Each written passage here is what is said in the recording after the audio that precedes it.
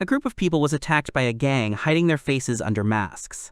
One of the men was injured, so there was a girl next to him who was monitoring his condition. Because of this, only one person confronted the 3 attackers. Although the man had the ardor of a sword, he was very nervous, because he was not sure that he could defeat an enemy who outnumbered him. However, a boy suddenly appeared and attacked one of the criminals, causing the masked man to lose his weapon. The masked man indignantly asked who he was anyway. It turned out that people were saved by an ordinary 8-year-old boy passing by. He helped people avoid something, perhaps irreparable. 100 years ago, 4 people gathered around a wounded man. They were all trying to help Master Edelphus, who had protected one of them. The creature nearby, whose name was Dion, tried to use magic to cure a person. The master, although he looked badly injured, tried to pretend that nothing terrible had happened, so that the one he stood up for would not feel guilty. The blood did not stop flowing, which is why the creature began to worry about Edelphus. With the help of the seal, the student continued to try to get rid of the wounds on the human body, but Mather was only interested in one question: whether it was possible to revive the monster of disaster that they had defeated. One of the students only said that there could be no signs of rebirth, because the master had wiped him off the face of the earth with his magic. The young man tried to distract Edelphus from the pain shooting through his entire body, and said that the master had not yet taught him this magic, implying that it was too early for him to leave them. However, the man said that it was just an improvisational spell. The master added that if a guy could see this magic once, then he would be able to repeat it and use it on his own in the future. The young man didn't want to hear something like that, so he asked the man to stop. The guy who so desperately clung to every opportunity to talk to the master was called Milt. He was a magician. The young man was full of talents, had a sense of purpose, and a sincere heart. The man taught him all the magic techniques he knew himself. One of the girls present nearby is the warrior Zenobia. Although she was small and didn't like ghosts, she was able to grow up to be a warrior called the Holy Sword. The creature trying to cure the man was named Dion. He was a healer. He became so good at his skills that he was called the water god's favorite child. Another student's name was Regina. The girl was a hero. She became strong enough to justify her title, but she still often gave free rein to her emotions, so now, like everyone else, she shed tears. The master said goodbye to everyone present and said that he was proud of his students, and even without him, they would be able to cope with everything alone, because everything would be fine with them. Dion did not want to say goodbye to the master and said that they still needed him. However, the man could no longer say anything. He only thought that his students had grown up beautiful, and he was confident that they would continue to serve for the good of the world, even without his mentoring. Edelphus closed his eyes, and other people's tears dripped onto his face. He kept thinking that he was lucky, because the place where he died was blessed by his own disciples. He thought about how he had a good life. Once in another place, the man heard voices similar to what his students told him in the last moments of his life.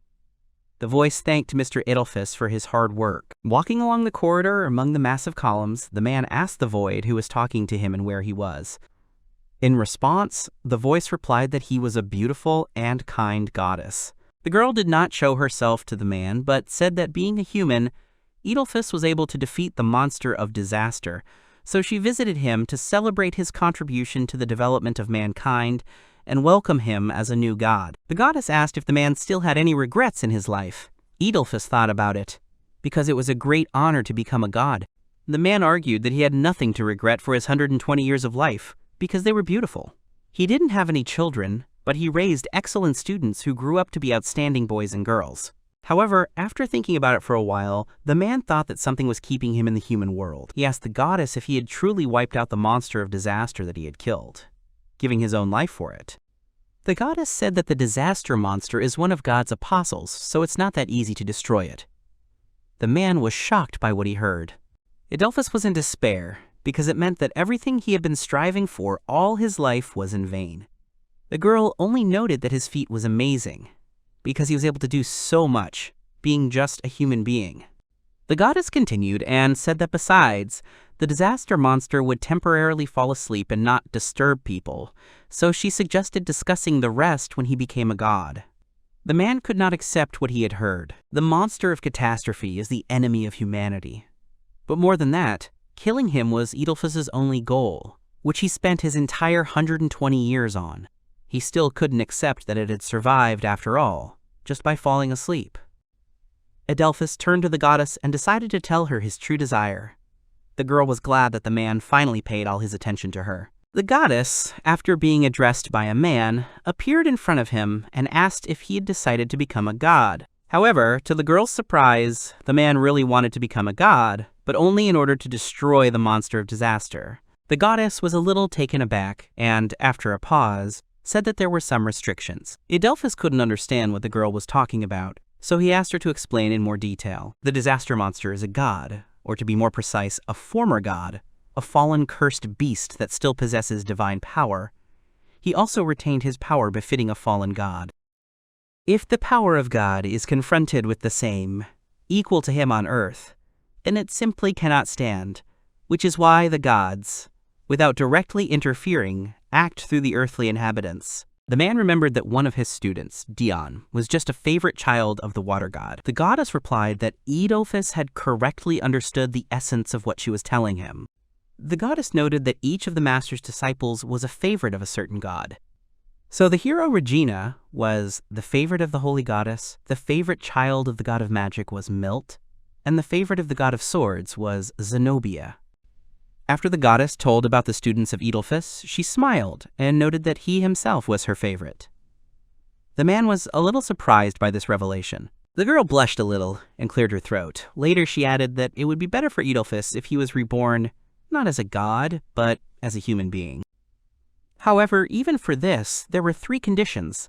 The man asked what the conditions were. The first condition stated that after reincarnation, a man should not commit God-defying acts. Secondly, at the end of his second life, he will have to become a full-fledged god. Adelphus agreed to both conditions. The third condition, which was more like a manifestation of parental care. The goddess wanted to warn her beloved child. Before reincarnation, a man will need to train in heaven, because without careful preparation, the monster of disaster cannot be defeated.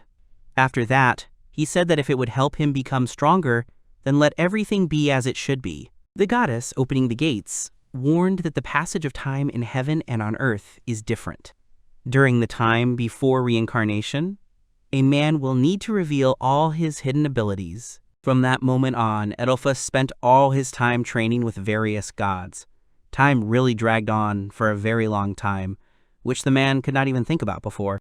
After 100 years, there was a boy standing in one of the houses, peering intently at something. He was a descendant of a distant relative of Adelphus Worms. The boy's name was Will Worms, and he was only 8 years old. It turned out that the boy was washing the windows and talking about how he had awakened the memory of his past life last month, when he turned 8. He remembered that the goddess had told him that, as an apostle of the gods, he should behave with dignity. Therefore, now he is a novice of God, like the apostle the girl told him about. Will understood that if he started training now, then when the disaster monster was reborn, he would be ready to defeat it.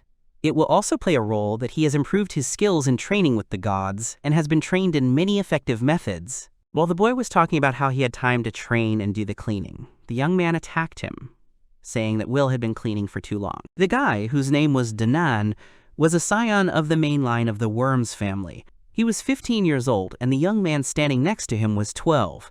He was also a scion of the main line, and his name was Ivan. They didn't like Will and laughed at him. Will could not understand where the main line of the Worms family came from, because in his previous life, he had no children.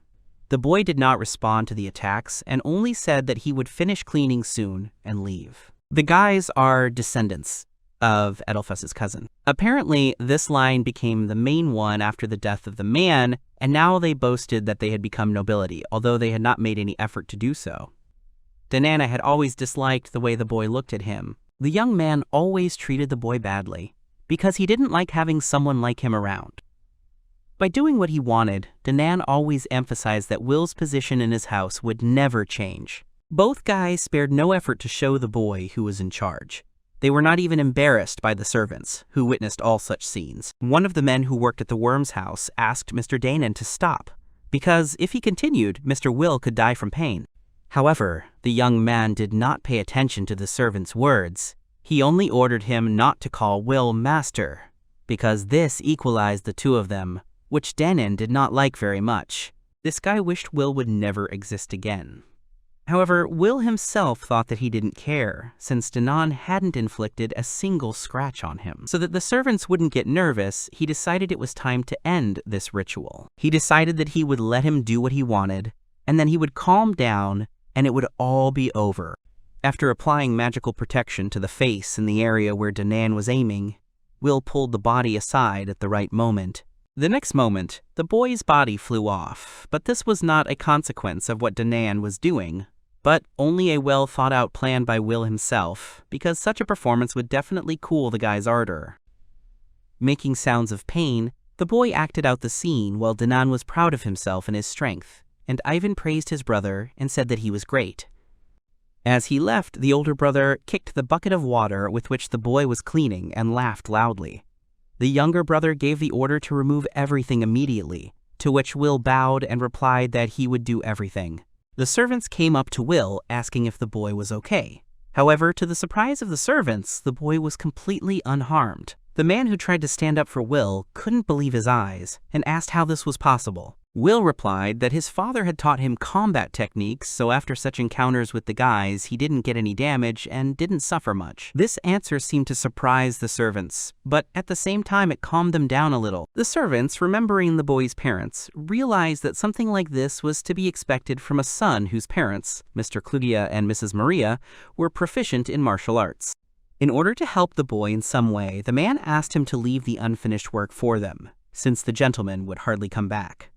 The boy wanted to refuse, but he was interrupted and asked to take care of his child's health. The man was very kind and wanted Will to take care of himself without bothering with constant physical labor, so he persuaded him to rest.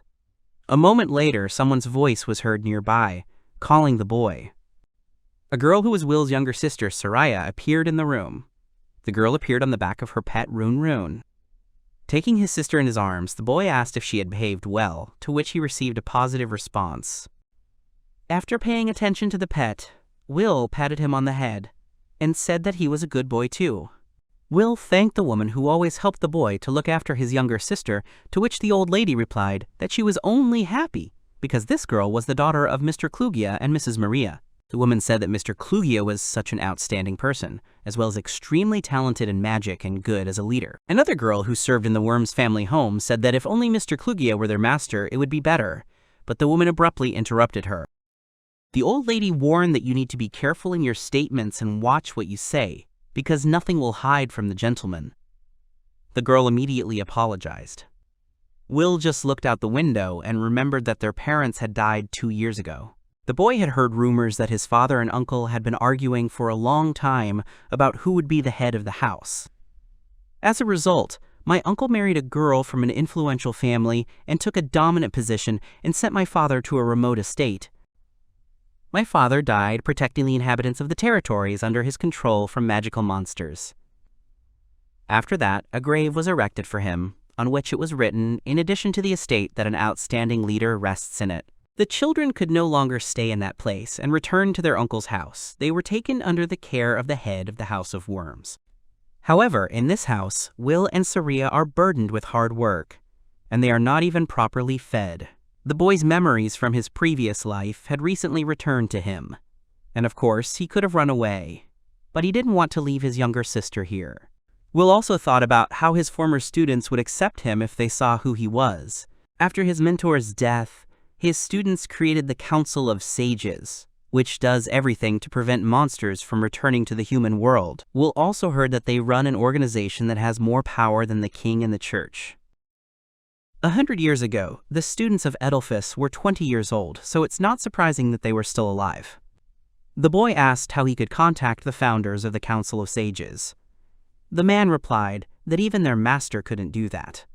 However, the servant said that if the children go to a school for heroes and show outstanding academic results, they may be able to join the mission. The boy did not know which school he was talking about, so the man replied that it was founded by the Council of Sages in order to educate the next generation of heroes. The old lady said that the entrance exam was, of course, very difficult, but if Mr. Will could pass it and enroll, then the school would cover all the costs, and the children could live together in a dormitory. The woman continued and talked about how, even if you don't get into the School of Heroes, You can always try to take the exams to another place, for example, to the School of Sages or Knights. The boy thought about it. According to the experience of a previous life, both the School of Sages and the School of Knights were available only to the elite, and now they are perceived as backup options. Will was roused from his reverie by a voice calling him. It turned out that the servants had heard about what the woman was telling the boy, so the man asked if the master would take the exam at the School of Heroes. Another maid said she had no doubt that the boy would be able to pass the selection. Will was a little embarrassed. He said that it was not yet a question of whether he would pass or not. First, he needed to focus and figure out if it was worth trying his hand at the exam. The boy asked if there were any age restrictions. The man replied that, as a rule, no. Although all intelligent beings belong to humanoids, life expectancy strongly depends on the race. The School of Heroes has many graduates of the schools of Sages and Knights, so it can include both very young students and older students. Will thought about how he could get permission from the head of the house to take the exam because, most likely, Danan and Ivan would try to prevent him from doing so. The man hurried to reassure the boy about this. The servant said that admission only requires the consent of the applicant, even if it is a child. No one will go against the mission organization that runs the school. The organization has specifically introduced such a rule to protect against influence. The man promised that the servants would try to bring the boy the application forms so that the other gentlemen would not suspect anything. Will was a little nervous because he hadn't expected such zeal on their part. Having solved the problem, Will looked at the window, sparkling with cleanliness, and said that he had been sitting a little too late, so it was time for him to do something. The boy turned to the servants and asked them to look after his younger sister again, to which the servants agreed and asked them to rely on her. Will turned to his sister and asked her to behave appropriately. He also did not forget about their pet and asked him to also look after the little mistress. After saying goodbye to Saria and Run, Will hurried away to attend to his other business. Going outside, the boy walked among a crowd of people and thought that they had not been fed properly at home again. Will even wanted to catch a bird for dinner so that his sister wouldn't feel hungry. Going to the corner of the next house, Will found a suitable place. The doorway was deserted, and the castle walls were also nearby. Being close to the wall surrounding the castle grounds, Will wondered if he could jump high enough to jump over the fence. He had to focus his magic in his legs to do it.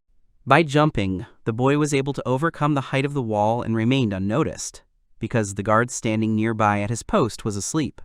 Once on the other side, Will landed deftly on the ground, rolling over himself.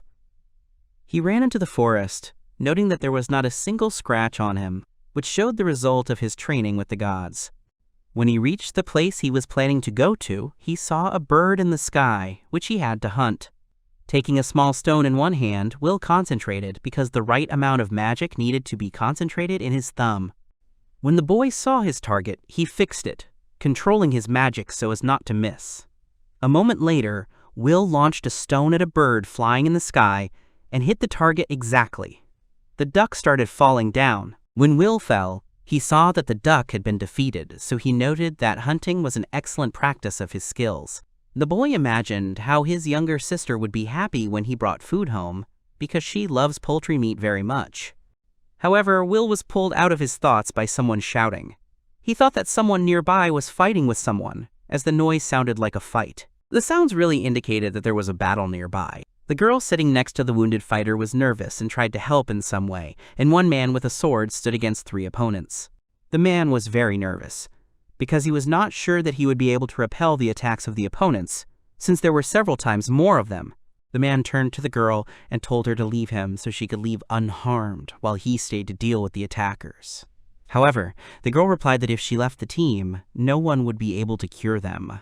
The man replied that this was exactly what their rivals were trying to achieve, so he did not specifically attack them so that they would stop for a while. Will watched from the sidelines as the girl tried to reason with one of the team members, because if that was the plan of the opponents, then they wouldn't be of any use to anyone if she didn't heal anyone. The boy looked at the brave warrior and noted that he was clearly not one of those who would run away from the battlefield. However, it seemed that even with this attitude, he could not cope with 3 opponents. Apparently, all those 9 people lying nearby are the fallen companions of the man. People were calling for the girl's help to heal them, and Will was thinking about why the enemy wasn't hitting them, preventing them from escaping. However, the boy understood that it couldn't be that simple. The next moment, the girl helping her team was attacked from behind, which she couldn't dodge in any way. The man managed to run up and repel the attack, saving the frightened girl. However, everything was not going as well as we would like. The next moment, the man felt a blow on his back from one of the attackers.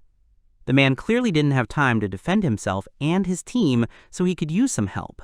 Will continued to watch as the man who remained on the battlefield tried to stay on his feet. Everything that was happening was more like a pack of wolves attacking a single bear. The man continued to persuade the girl to leave. He said that the capital was very close, so the healer should have gone and called for help. But the girl did not want to do that. The warrior convinced the healer that this was the best option for all of them, so she should run and not even look back. The girl gave up and did what she was asked to do. The man remained to protect the wounded and himself from the attacks of opponents, while the girl, in tears, rushed to run and call for help. The enemies of the team noticed that the healer ran towards the capital and decided to stop her, planning to attack from behind again. However, the man repelled another attack and asked the girl to trust him, because her main goal was to get to the city. The girl felt that something was wrong and turned around. At the same moment, one of the enemies wanted to attack the warrior from behind, which the healer warned the man about. However, no one had time to do anything, because Will, tired of watching the injustice from the outside, decided to help the team and struck an opponent who wanted to attack the warrior. The man and the girl did not expect anything like this, because they did not know that there was anyone near them at all. They stared at the boy who had come to their aid. One of the opponents fell to the ground and could no longer stand up. The boy was serious, because he wanted to help people who were in a difficult situation. Will said that although he did not know the essence of what was happening, but from what he saw, he decided to choose the side of those who were in the minority and help them. The man immediately asked who the boy was. However, Will did not brag and, smiling, simply replied that he was an ordinary 8-year-old child who was passing by. The boy hurried to tell the girl that she did not need to be distracted anymore, and she could continue to treat those who could no longer fight. Will assured people that they don't have to worry, because no one will be able to stop them in the near future. At the same moment, one of the opponents wanted to attack the boy, but he failed. Will deftly intercepted the attacker's arm and threw him to the ground. Will was confident in his superiority, so he said that he would not allow anyone to approach the girl. One by one, the enemies were defeated by a boy who came to the aid of people who were attacked by a whole group of bandits. The enemy leader watched his team being defeated by a little boy and couldn't believe it. In the next instant, due to the leader's distraction, Will was able to stab him in his mask. The skull mask split due to the force of the blow, and the head of the opponents even lost a tooth after Will's attack. After dealing with the leader, the boy heard the sounds of fighting from the other side. He looked at how the man was also able to successfully defeat the opponents. The warrior thanked the boy while tying up his rivals and said that he had helped him out a lot. Will only replied that he was happy to help their team. The boy did not think that he had done anything unusual, so simple words of gratitude suited him perfectly. Later, he looked at a girl healing one of the injured people. The healer looked very tired, and beads of sweat were rolling down her face, so Will suggested that the girl herself could use some treatment. However, the girl protested and refused to help. The girl saw the condition of the people who were in her team, so she did not want to waste time on herself in order to quickly heal those who had been lying on the ground for a long time. The boy decided to help again, because the healer obviously couldn't have done it alone. He asked her to provide him with this problem, to which the girl looked in surprise at how Will's palms lit up. The boy spread his arms to the sides and began to chant some kind of spell to help all the warriors injured during the battle. After casting the spell, a large seal appeared on the ground, which contained all the fallen warriors. The man and the girl watched with interest and surprise what the boy was doing, because he was very young, but already possessed such powerful skills.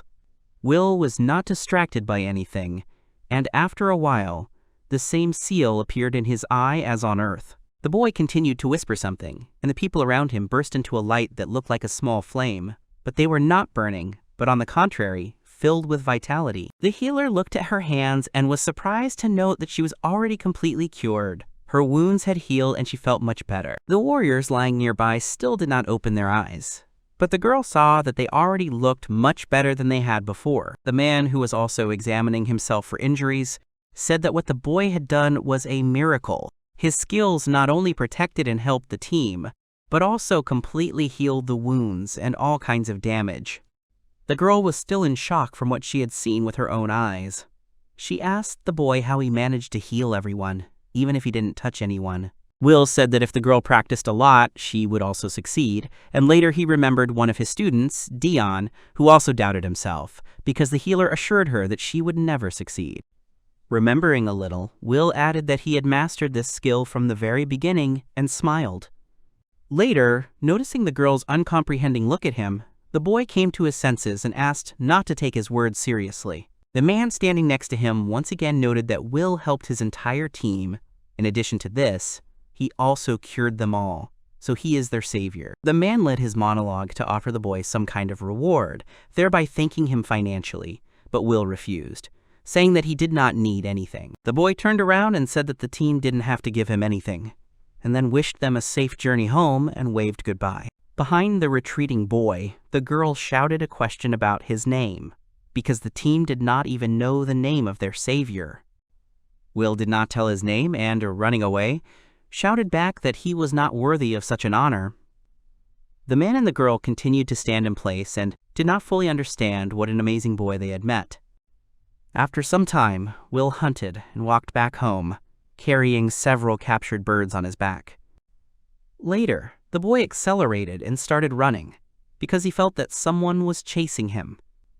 He deliberately ran faster, thinking that this would stop the pursuer, but he was mistaken. Due to the fact that the surveillance did not stop, Will stopped and ordered his pursuer to show him the eyes. There was a stirring in the bushes. Therefore, the boy dropped the prey from his back and prepared to fight back against the attacking opponent. However, to his surprise, a creature appeared in front of him that did not look intimidating or generally threatening. Will looked at his pursuer and couldn't understand why he was being chased by a slime-like creature. The slime jumped from side to side, attracting the man's attention, but the boy could not understand why this creature was following him. Later, the slime stopped in place and looked at Will.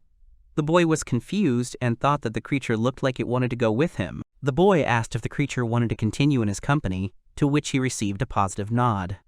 Will, without thinking twice, allowed the slime to be with him. The boy told the creature to hide in his clothes so that no one would see him. The slime did not resist, and having listened to the man, hid under his shirt. The boy meant a slightly different place, but did not say anything. Looking down, Will realized that his shirt now looked strange in the chest area.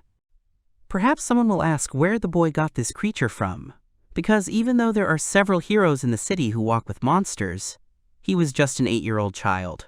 After returning back, Will immediately went to the stable on the territory of the Worms family, because his younger sister loved to spend time there. Will was the only one who lived in the stable all the time. He was already used to it and believed that it was not such a bad place, especially since he was surrounded by pleasant neighbors. The boy went up to the horses and, stroking them, asked if they were behaving well. After some time, the younger sister came to the stable, riding on her pet and accompanied by an elderly maid who looked after the girl. Will raised his sister in his arms and asked if she was okay, because she was supposed to be on vacation with her grandmother in a completely different place. The woman apologized to the boy and said that Saria just wanted to be with her brother today, so she asked him to come to the stable. Will looked at his sister and asked if it was true. The girl was a little embarrassed and looked down. Her cheeks turned red, but she decided to ask Will if she couldn't spend time with her brother. The boy thought a little and replied that it was possible. Will apologized to the old lady because his younger sister was constantly bothering her, but the woman said that it was not a burden for her to look after the girl, and tomorrow she would come again to pick her up. The girl was sad and upset by what she heard. The boy, finishing the conversation with the woman, said that he was unlikely to be in the stable at such a time next time. Later, the animals began to behave a little strangely, constantly sniffing at the boy, but he was concerned about the drooping appearance of his younger sister, so he asked her if something had happened. Sometime later, Run began to bark loudly, as if he saw something very interesting in front of him, which scared Saria a little. The pet squeezed between the brother and sister, sniffing the boy. Will didn't understand why the pet was acting so strangely. The creature began to move intensively under his shirt, and then it jumped out from under his clothes, which surprised the boy. Will saw that the dog had already started playing with the slime, which didn't really like what was happening. The boy said he had to hide the creature and asked the pet not to touch it. When Saria saw the slime, she was a little confused and shocked at first, but later her eyes sparkled with emotion. She really liked the creature she saw. The girl said it looked like jelly. Picking up her new friend in her arms, the girl rubbed her face against him, saying that he was very cute. The slime was happy to be treated like this, however. After Saria tried to hug her a little more tightly, she began to change shape a little. The boy was glad that his sister liked her new friend, but he told her not to tell anyone that this slime was here. The girl promised to keep their secret a secret, continuing to hug the jelly. Remembering why the boy had gone outside the walls of the city, Will suggested that his sister go out to eat, because not far from the loot there were also sandwiches from the woman looking after the girl. After some time, the younger sister thanked her brother for the delicious treat that Will had prepared on the stove, built with his own hands. The boy also thanked his sister for her help. After changing clothes, the boy said that there was a blanket in the stable, after which their pet took it and covered the girl lying on it. My brother was worried that Saria might freeze. However, the younger sister was not cold, because the dog she was lying next to was very warm. The girl was sleepy, so she closed her eyes, smiling a little. Will, lying down next to his sister, asked if there was anything she was worried about. Perhaps their new father had scolded her. The boy also asked if she had behaved well in his absence. Saria hugged the blanket and looked very sad again.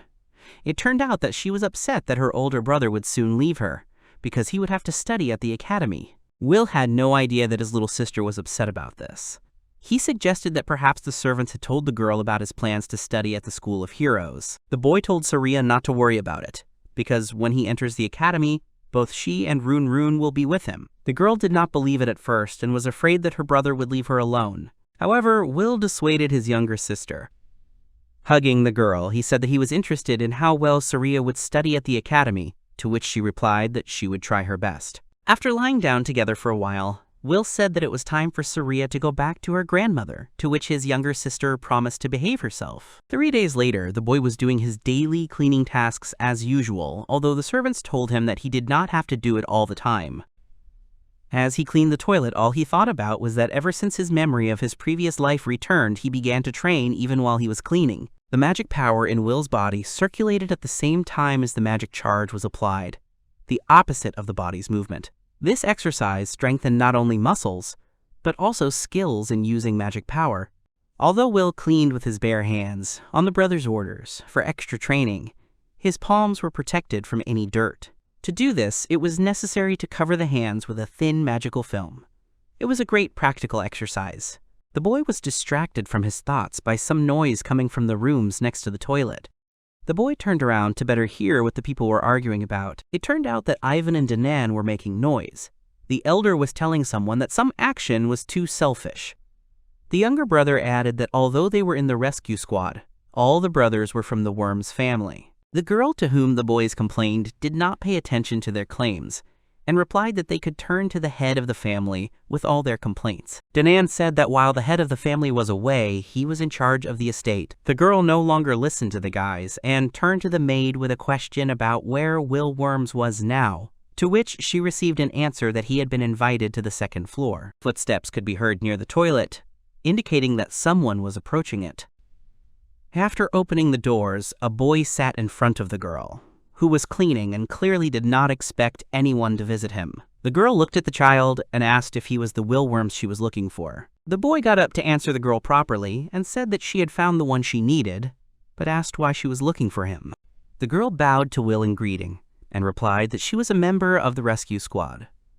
The Hero Academy entrance exam is tomorrow, and she came to inform the boy about it.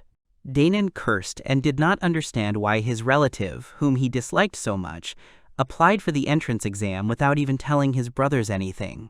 Will only thought that his application had been successfully delivered, since they had come to him.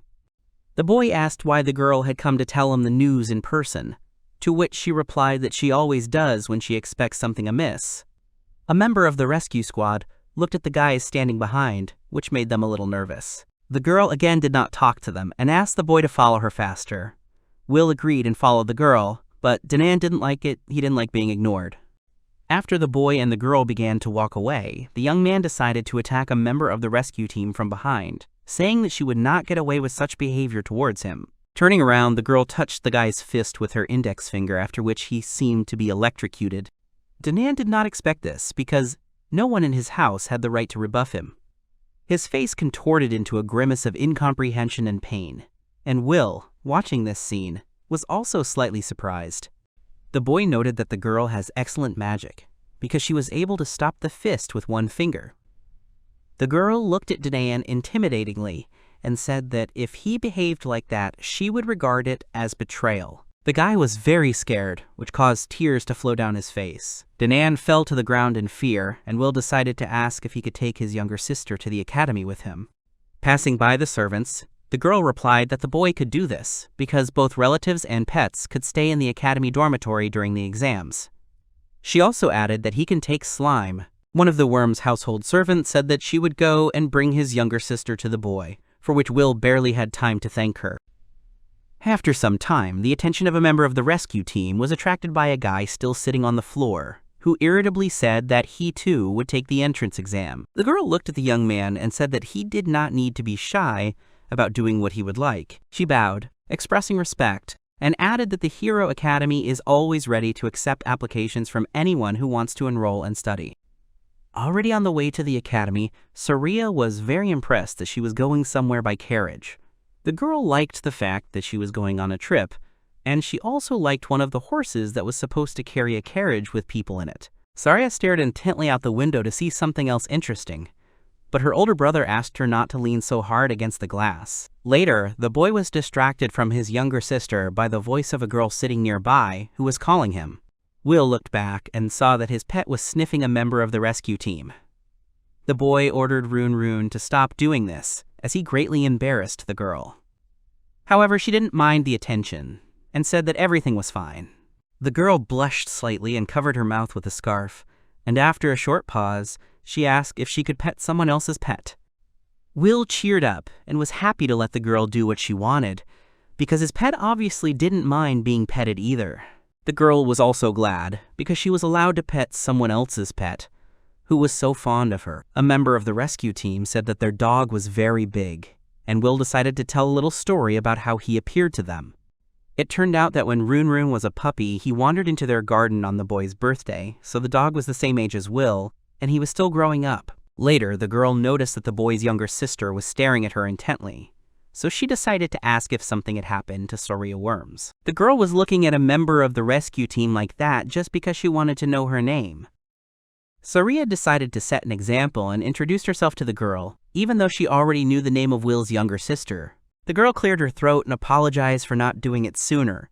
She just forgot to introduce herself and couldn't find the right moment. A member of the rescue squad patted the girl on the head and replied that her name was Artie, or more formally, Artie Xenon Barling. Saria didn't seem to be listening to what the girl was saying to her, and stared at her again without taking her eyes off her.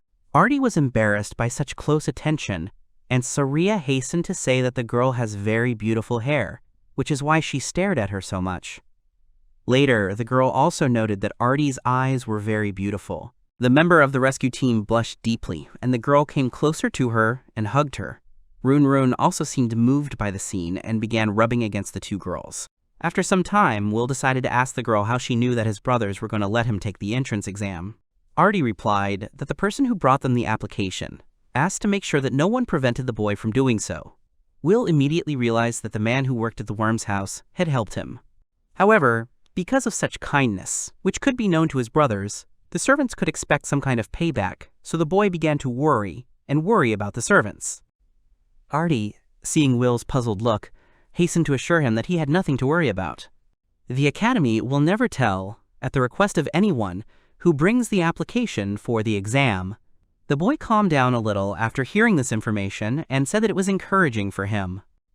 Almost finishing her journey, Saria looked out the window and called her brother to look at what she had seen from the window. The girl said that they had already arrived. Indeed, there was a view of a large building from the carriage window. This is the Academy of Heroes. As soon as the carriage stopped, Rune and Saria immediately ran out and headed towards the building. The girl was delighted by how big the building turned out to be nearby. Will tried to warn his younger sister and shouted after her that she should not run so fast, because she had to be careful not to fall. Artie, in turn, said she would take the company to their new dorm room. The boy and his younger sister, along with their pet, got room number 401. Artie, as promised, escorted the siblings to their new place of residence, noting that if Will could pass the entrance exam, they could stay in this room forever. After giving the keys to the boy, the girl said that later she would show them the children's room, where Will could take Saria while he studied. The boy was surprised that there were even such places on the territory of the academy, to which Artie told him that due to the large number of students with children, the academy decided to make specially equipped rooms for the peace of mind of parents. Artie added that children also receive education in such rooms, but it is appropriate for their age. Some of the guys are younger than Saria, and some are even older than Will himself. The boy, after listening to everything Artie said, replied that it was quite strange, because the children's ages were very different, and moreover, they could exceed the age of Will himself. The girl agreed with him. Hero Academy is a place where the most talented creatures from all over the world study. Canteens, a training center, and dormitories have been set up for all of them. The academy has provided its students with the most comfortable living conditions. Now Will understood why the academy was built outside the capital. The School of Heroes also housed many buildings in its territory, being located near the capital. Realizing how he and his sister were being treated in their new place, Will decided that he had to take the exam at all costs, so that he and Saria could stay in the dorm and not know more about what happened to them in the Worm's house. Artie also took her brother and sister to the place where Saria will be staying while Will is busy studying. The girl waved goodbye to her older brother and stayed with the tutor. It turned out that the place where Saria will be now has servants who are also taken care of by the academy. This startled Will, to which Artie replied that it was also the responsibility of the hero school.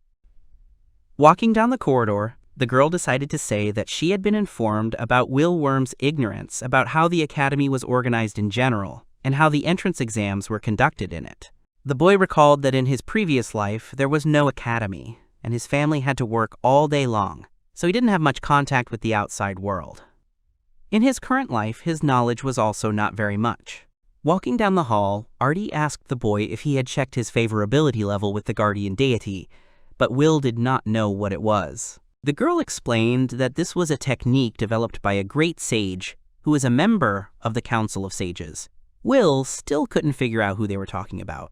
Artie added that the great sage is a student of Adelphus Worms, namely Milt Edelweiss. When the boy heard this, he was proud of his former student, because Milt was not only able to get a surname, but also developed a new technique without the help of his mentor. Will also decided to ask why Milt was called the Great Sage, and not, for example, the Great Sage. The girl replied that Adelphus Worms himself was posthumously called the Great Sage. The boy did not expect that he would have such a nickname. Later, the boy also asked who the guardian deities were. Artie answered what she was thinking when she heard about it. Every member of the human race has a guardian deity. The guardian deity is a human deity who leads an entire race. Sometimes, not only humans, but also other creatures receive the protection of deities. The most famous of these exceptional cases is a member of the Purchasing Council, that is, Dion, who is the favorite of the god of water. When Will heard the name of another of his former students, he couldn't remember if he had a last name like Milt's. Perhaps it was taken from the boy's previous life. Those who are blessed by the deities are endowed with abilities corresponding to their patrons, and those who enjoy the most favor are the favorites of the gods. That is why a person whose deity is a simple human god is simple. After telling her everything the boy had asked her, they reached the room where the seal was. The room turned out to be a place where there was a device measuring the favor of the gods. Approaching the magic ball, the girl, reading a book nearby, told Will to put his hand to the crystal. The check didn't require any preparation, so Artie said she could start right away. He put his hand on the ball. Remembering who the boy really was, he recalled the gods with whom he had spent many training sessions.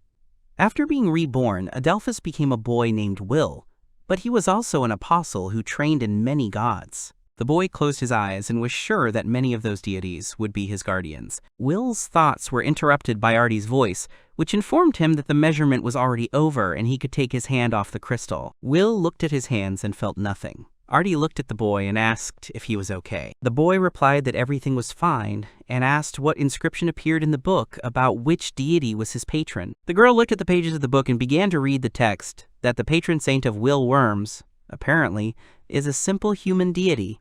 This information surprised the boy. He obviously did not expect to hear something like this. After recovering from a slight shock, the boy looked at the girl and asked her if the human god was his only guardian, to which he received an affirmative answer. This did not suit the boy very well. Will decided to ask if there were any cases of loss of consciousness when using a measuring device, because he felt a little strange. Artie looked at the book and thought for a while, but replied that, as far as she knew, there had never been such cases. Will was a little upset, because he had practiced with the gods for so long before he was reborn, so he was sure that they all liked him. They were always so friendly with him, but none of them wanted to be his patron. It was hard for the boy to believe in this fact.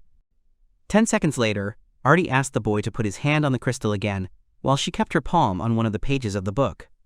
Will did what the girl asked him to do. He was calmer this time, but he still closed his eyes for a while. After some time, the boy opened his eyes and realized that he was in a completely different place. Will looked around. The room he found himself in was large, with tall columns surrounding it both in front and behind. Looking up, Will assumed that he was in the world of the gods. When she saw the boy, a girl came up to him from behind and asked what had happened. It turned out that the girl was the same goddess who met the boy before his rebirth.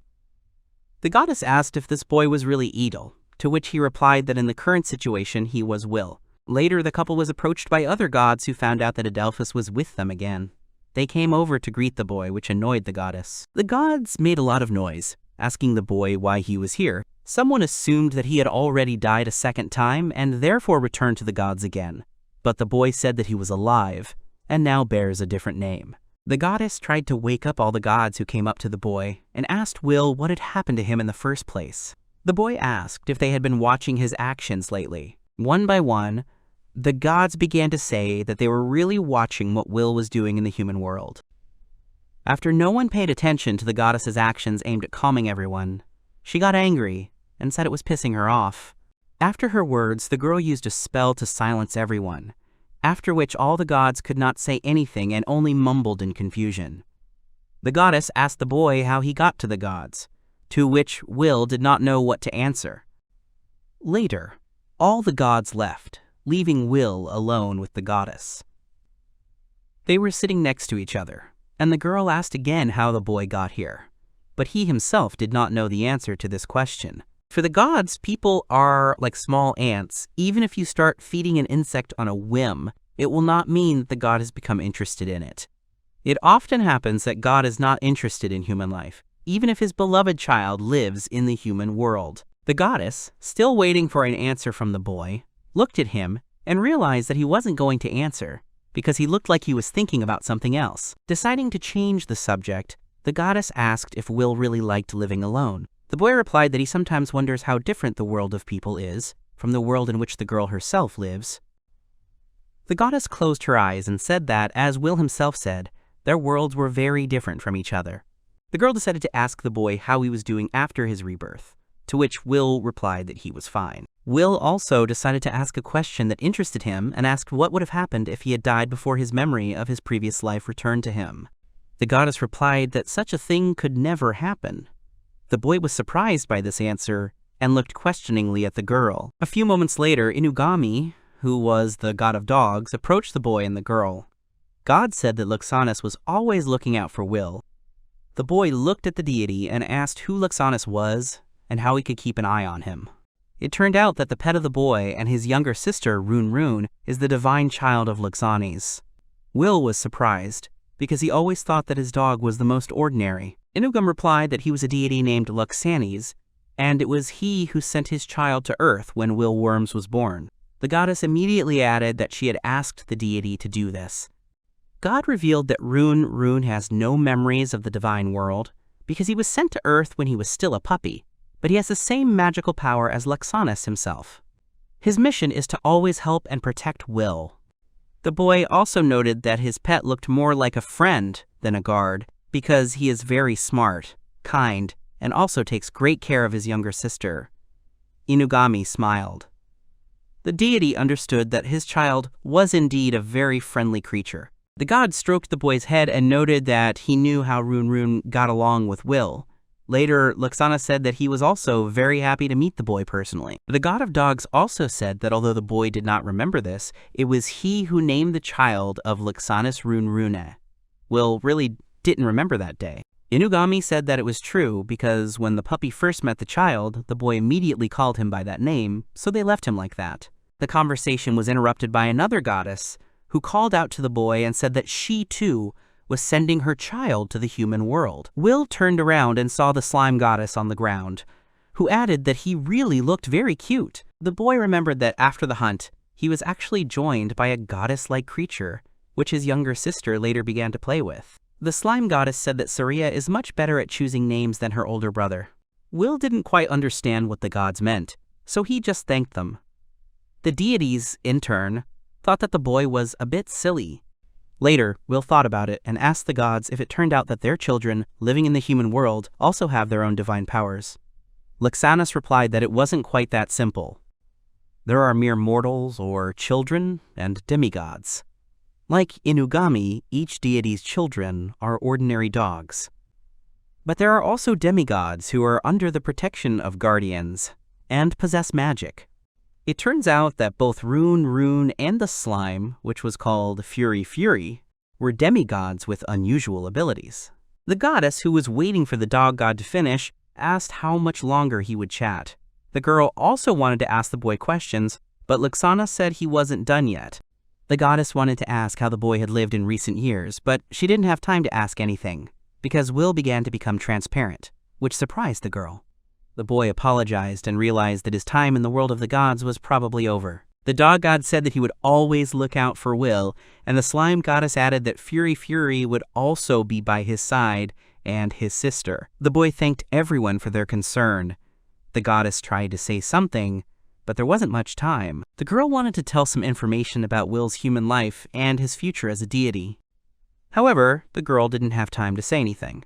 Will looked up and wondered what the goddess wanted to tell him. Noticing someone else's gaze on him, the boy turned around and saw Artie looking at him, who clearly wanted to tell him something too.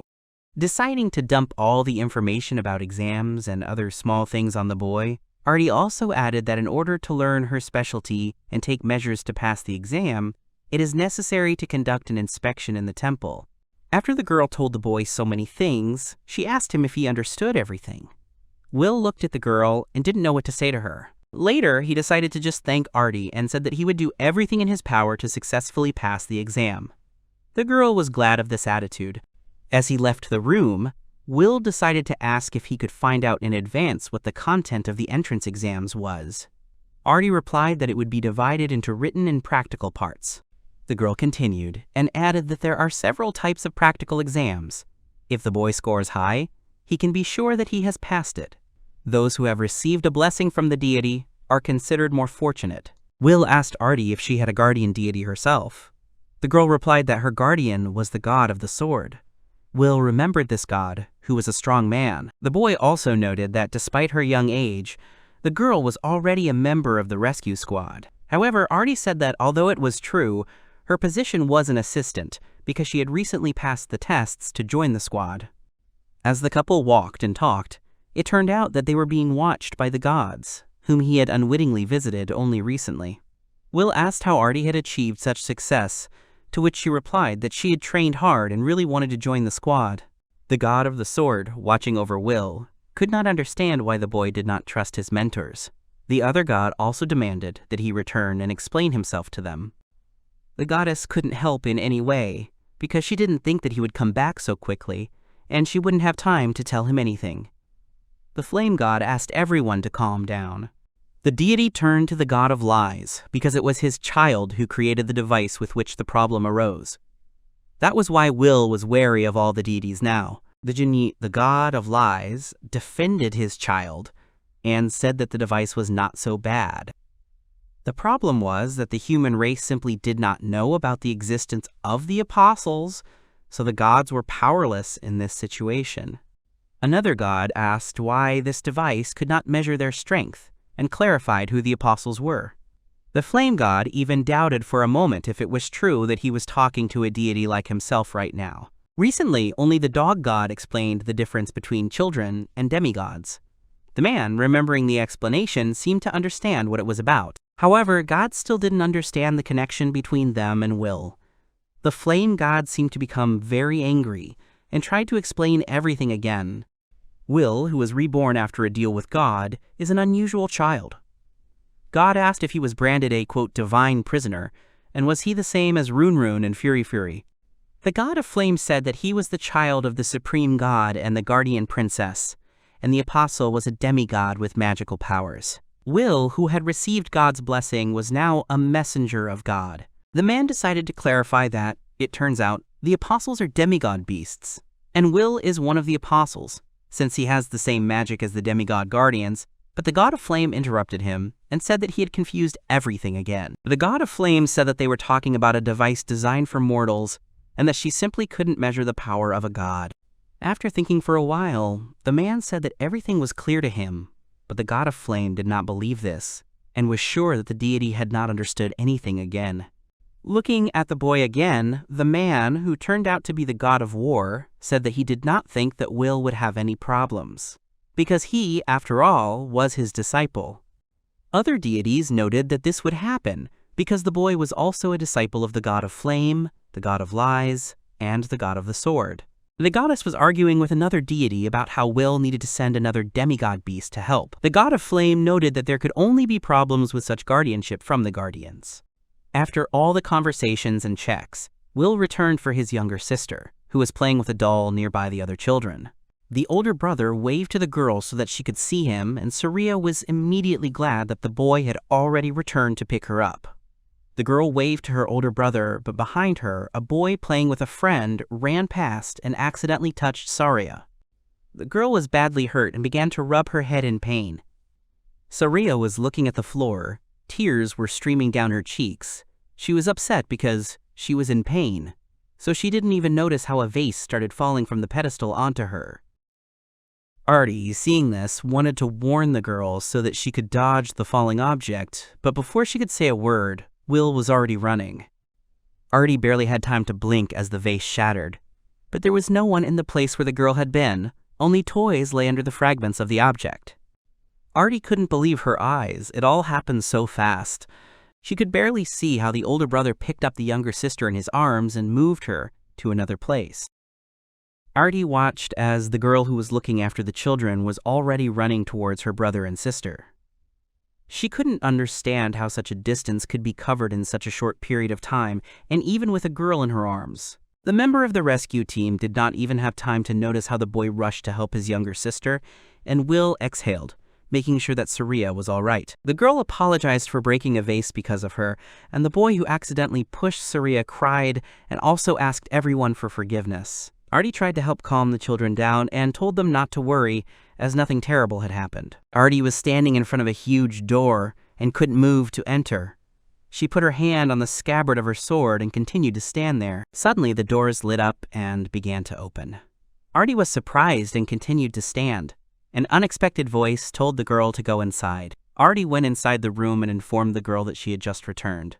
The girl heard her. This girl was a member of the Council of Swordsmen named Zenobia Adel-Baring. She continued to look at the documents, and magic power oozed out of her finger. The girl asked Artie about how everything went, and whether Will Worm was able to prove himself. Artie replied that his behavior was not at all like an 8-year-old child. He is wise enough for his age, and his strength is great enough. Zenobia Adel-Baring started to get up from her desk and, closing her eyes, said that she understood everything. Then, the girl started circling around her desk and thinking hard about something. She was very interested. She put her hand to her chin to think well. Artie stood nearby and watched it carefully. Then Zenobia Adel-Baring interrupted Artie's thoughts and said that, however, the only guardian deity of Will Worms is the human god. Zenobia Adel-Baring continued to think in silence, and then looked at Artie and asked if she was really telling the truth. Artie agreed. Zenobia Adel-Baring continued to ponder. Then she raised her head up and said that she was very curious about why this was the case. Artie didn't understand what Zenobia Adel-Baring was talking about, so she asked her about it. Zenobia Adel-Baring replied that there was nothing like that, and then asked Artie if she had anything else. Artie thought about it and put her hand to her chin. She wondered if she had anything else, but she couldn't figure out what that phrase meant. She looked at Zenobia Adel-Baring and wondered what the girl was up to and if she wanted to talk. Zenobia Adel-Baring was sweating profusely. Zenobia Edelbaring then put her hands on Artie's shoulders and exhaled. She asked Artie to listen to her. The girl said she did not want to question Artie, but asked if she had noticed any changes in Will, for example, in his behavior. She said maybe he was acting unnaturally. Artie looked away and said that he had asked her if there had been a case of loss of consciousness while using a measuring device. Zenobia Edelbaring thought about the girl's words. Zenobia Edelbaring began to think again about what the young man meant.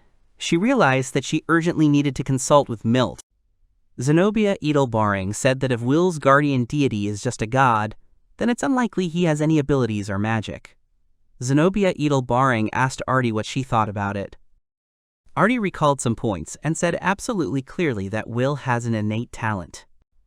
Zenobia Edelbaring was surprised. She said that if that was the case, Artie should continue to keep an eye on Will. Artie replied that she understood. At that moment, Zenobia Edelbaring took out one of the wooden swords. The girl swung and stopped in the air. Artie even felt a powerful gust of wind. Zenobia Edelbaring asked Artie if there was anything else she wanted to ask. Artie asked why the girl told her to bring Will worms. Zenobia Edelbaring was surprised and asked Artie if she really understood why they were doing this. She replies that they must not allow riots. Then Zenobia Edelbaring realized something and, looking at Artie, said that it was not very convincing. Artie replied that she was very sorry. Zenobia Edelbaring stopped her and said that everything was fine and the girl had the right to think so. Suddenly, Artie starts talking about Will Worms and the disaster monster. She asked if it had anything to do with Tenebris. Zenobia Edelbaring was shocked by Artie's words. Artie said that Zenobia Edelbaring told her to keep an eye on Will last time. She asked if it had anything to do with the disaster monster. She went on to say that she thinks sabotage is what Tenebris is really afraid of. Zenobia Edelbaring stopped the girl and called her name. She looked at Artie and asked her why she decided that. Artie stopped talking and looked at the floor. Then the girl clearly said that they, the Salvation Army, were an organization created to fight cults. She thinks it's reasonable that these thoughts are coming to her since Zenobia Edelbaring told her to keep an eye on this boy. If he really has something to do with the gods, then the cult will consider him a threat and try to destroy him. Now she understands why it bothers her so much. Artie was tense, but she asked Zenobia Edelbaring about who Will really was. Zenobia Edelbaring called the girl's name and then suddenly moved closer to her face. Zenobia Edelbaring patted Artie on the head and said that she was very quick-witted and could immediately grasp the essence of their mission. She turned away and said that there were some reasons why she couldn't tell Artie anything yet, but she would be able to find out for herself soon. Artie tensed but agreed with the girl. Then she said goodbye and left the room with apologies. Zenobia Edelbaring put down her wooden sword and thought that the monster of the catastrophe could just be called a Tenebris. A cult is a secret community that fanatically supports the beast of disaster, or, as it is also called, the god of disasters. They are convinced that they will be able to resurrect the beast and become the strongest race, and perhaps this will happen soon. Zenobia Edelbaring believes that it is necessary to hurry to assemble an army of talented warriors and people who can resist the beast. She takes out a package that measures a person's magical power. It is attached together with the application for admission. She created it to quickly find the people she needed, but almost no one met the right requirements. However, Will Worms met these requirements, but the girl does not understand who he is. At this time, Will is sitting in the room and sighing heavily. He thinks that the number of guardian deities is not included in the entrance exam results.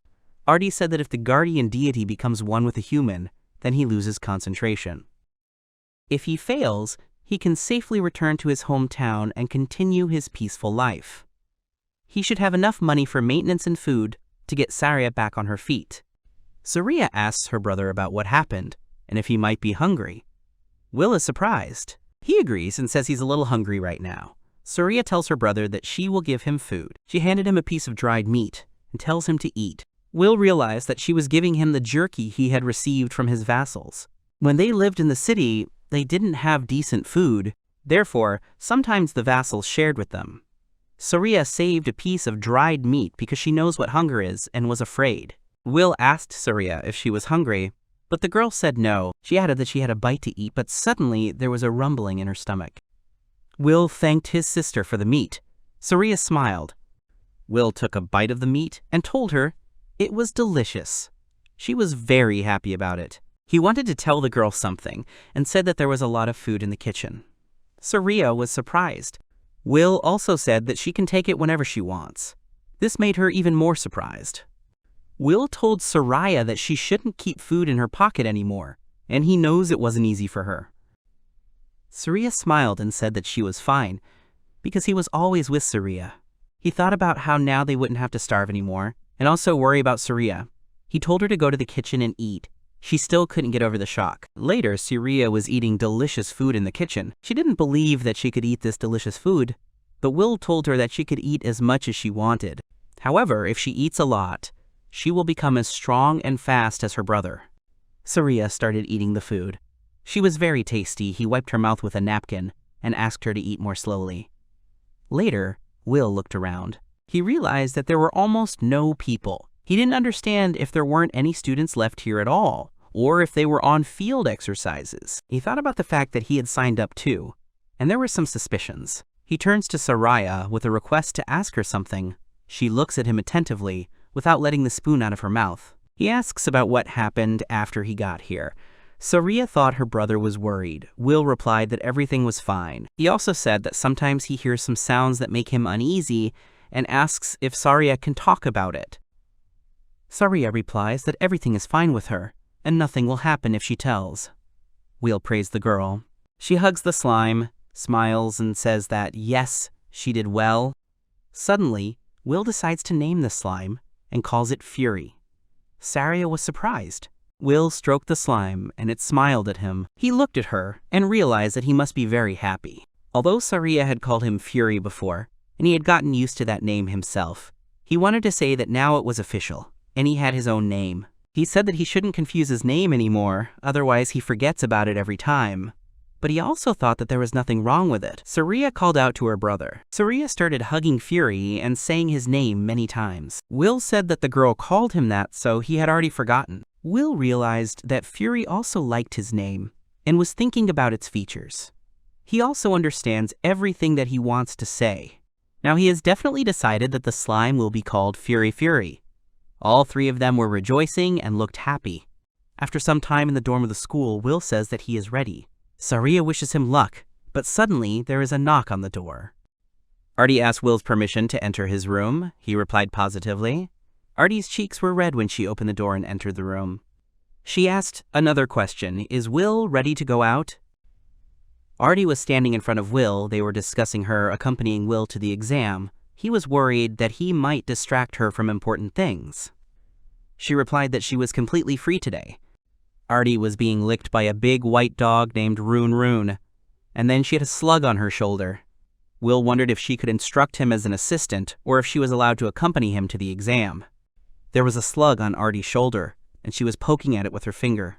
Then she asked if Will would take the rune exam, the rune and the slug. Will replied that the slug's name was Fury Fury, which was his official name now. Will was pointing to the side, and Fury was next to him. Artie said that she wanted to ask Will to take the animals with him if possible, and Will agreed to her request. Will looked at Saria. She felt his gaze on her and blushed and called his name. Will thought that he had never left her alone before. He hoped that nothing would happen in his absence. Will squatted down in front of Saria and asked if he could take the animals with him, as well as if she could be alone in his absence. Saria blushed and enthusiastically said that she would be able to sit alone for a while. Will patted Saria on the head and said that he was grateful to her for this, and when he returned, they would definitely go to dinner together. She agreed to Will's proposal. Fury was sitting on Will's head, Saria was holding Artie's hand, and Artie was stroking Rune's muzzle. Artie said she would take Saria to the nursery first, and then they had to go to the entrance exam. Will, Artie, and Rune were standing in the middle of the street, surrounded by a lot of people. Artie said that Will's exam would be held here and wished him luck. He thanked her for accompanying him. Will waved goodbye to Artie. Behind him were two dark-haired guys, Danon and Ivan, who were watching Will, next to whom Artie was sitting. According to the guys, Will and Artie behaved arrogantly. Danon approached Will. He stretched out his hand to him and started shouting that how dare Will ignore them. Rune was standing behind Will. He felt threatened and started growling. The surrounding people began to be attracted by the cry of the guys that Will had the courage to disobey the legitimate heir of the Worms family. The surrounding people began to discuss among themselves the origin of the dark-haired guys who were heirs from rich families. Danon heard people talking and laughed angrily. Will looked at the man in the hat who said that these guys from noble families each have 4 guardian deities. Will frowned and thought that he had no idea who these guys were or what they wanted from him. Danon angrily said that he hoped Will wouldn't run away, otherwise it would be very sad to end up like this. It would hurt him if Will chickened out. Will tried to calm the growling Rune. Will said that Rune could harm the guys. Rune grinned and continued to growl more and more. Will was standing with his back to the guys. One of them asked if Will was listening to what was being said to him. Will's eyes lit up with rage. He stood half sideways and asked the guys if the guys really thought he was a coward. The guys tensed a little at the words they heard. Will turned completely around and started shouting that how dare the guys call him a coward. The guys are stupid and ill-mannered. They should shut up and no longer disgrace their last name. The guys jumped back. They were scared. Danon was angry and started threatening Will. Ivan told him to calm down. Ivan approached Will and asked that Will also have a divine guardian like them. Will didn't understand what that could mean. Ivan came even closer to Will and said that if Will's deity could compete with their deities, the guys had 4 of them. There was a crowd of people standing behind Will, one of whom said that the information about the 4 guardians turned out to be true after all, but it was obvious that the guys were from the Worms family. Ivan approached Will and said that maybe Will would answer them anyway. Will closed his eyes. He was ready to start talking. The boys put their hands on their belts and stood there for a while, and Will continued to remain silent. After a while, a malicious smile appeared on the faces of the guys. Danon put his hand to his ear. He looked away and said that he still couldn't hear anything from Will. Ivan stood next to him and said that he was ready to repeat the question again so that Will would answer it anyway. Will sighed. Will stood in front of the guys and said that unless he had already answered their question, it seemed that the guys had hearing problems. The guys were stunned by Will's response. One of the guys started insulting Will's mother loudly and said he should leave town as soon as possible. Will was furious at what he heard. Will took his hand behind his back. He still stood there and was silent. Danon went on to say that Will is so afraid of being out that he can't even move. Will's face is filled with anger. He abruptly pulls his hand out from behind his back and raises it up. This scared Danon very much. He covered himself with his hand and jumped back. Will threw the glove right in Danan's face, who screamed in fright. Will then said that he would never forgive him for insulting his mother. The guy was covering his face with his hand. Danon held Will's glove in his hands and asked angrily that Will was really challenging him to a duel. Will asked a counter-question that Danon was afraid of some 8-year-old child with one deity. Ivan asked Will to repeat his words. Will then throws a second glove at his face. Will said that Ivan's actions were too predictable. Ivan began to shake with fear. Will raised his hand and said that the guys only know how to talk, which is why Will challenged them to a duel. The guys got really angry. They insulted Will. Danon had an idea in an instant. An evil smile appeared on his face. He said that since Will had given them a choice, it was time for them to fight. Will was surprised to hear the words. Danon made a sly expression and said that if Will lost, he would have to fulfill Danan's wish. Will, having not heard what desire, agreed with Danan's proposal. Danon was surprised by Will's quick response. Ivan started shouting that how can Will be calm? He will be easily defeated. Will lowered his head and closed his eyes, scratching his head with his hand. Will thought that Ivan was wrong. Will was confident in his abilities. Will raised his hand and pointed at himself. He said that now it was his turn to set conditions. If Will won, the boys would visit his mother's grave and ask her for forgiveness for saying insults to her. The boys listened to him in silence. The next moment, Ivan threw back his head. He couldn't help but laugh. Danon snidely replied to Will that he had no chance of winning, even if heaven and earth changed places.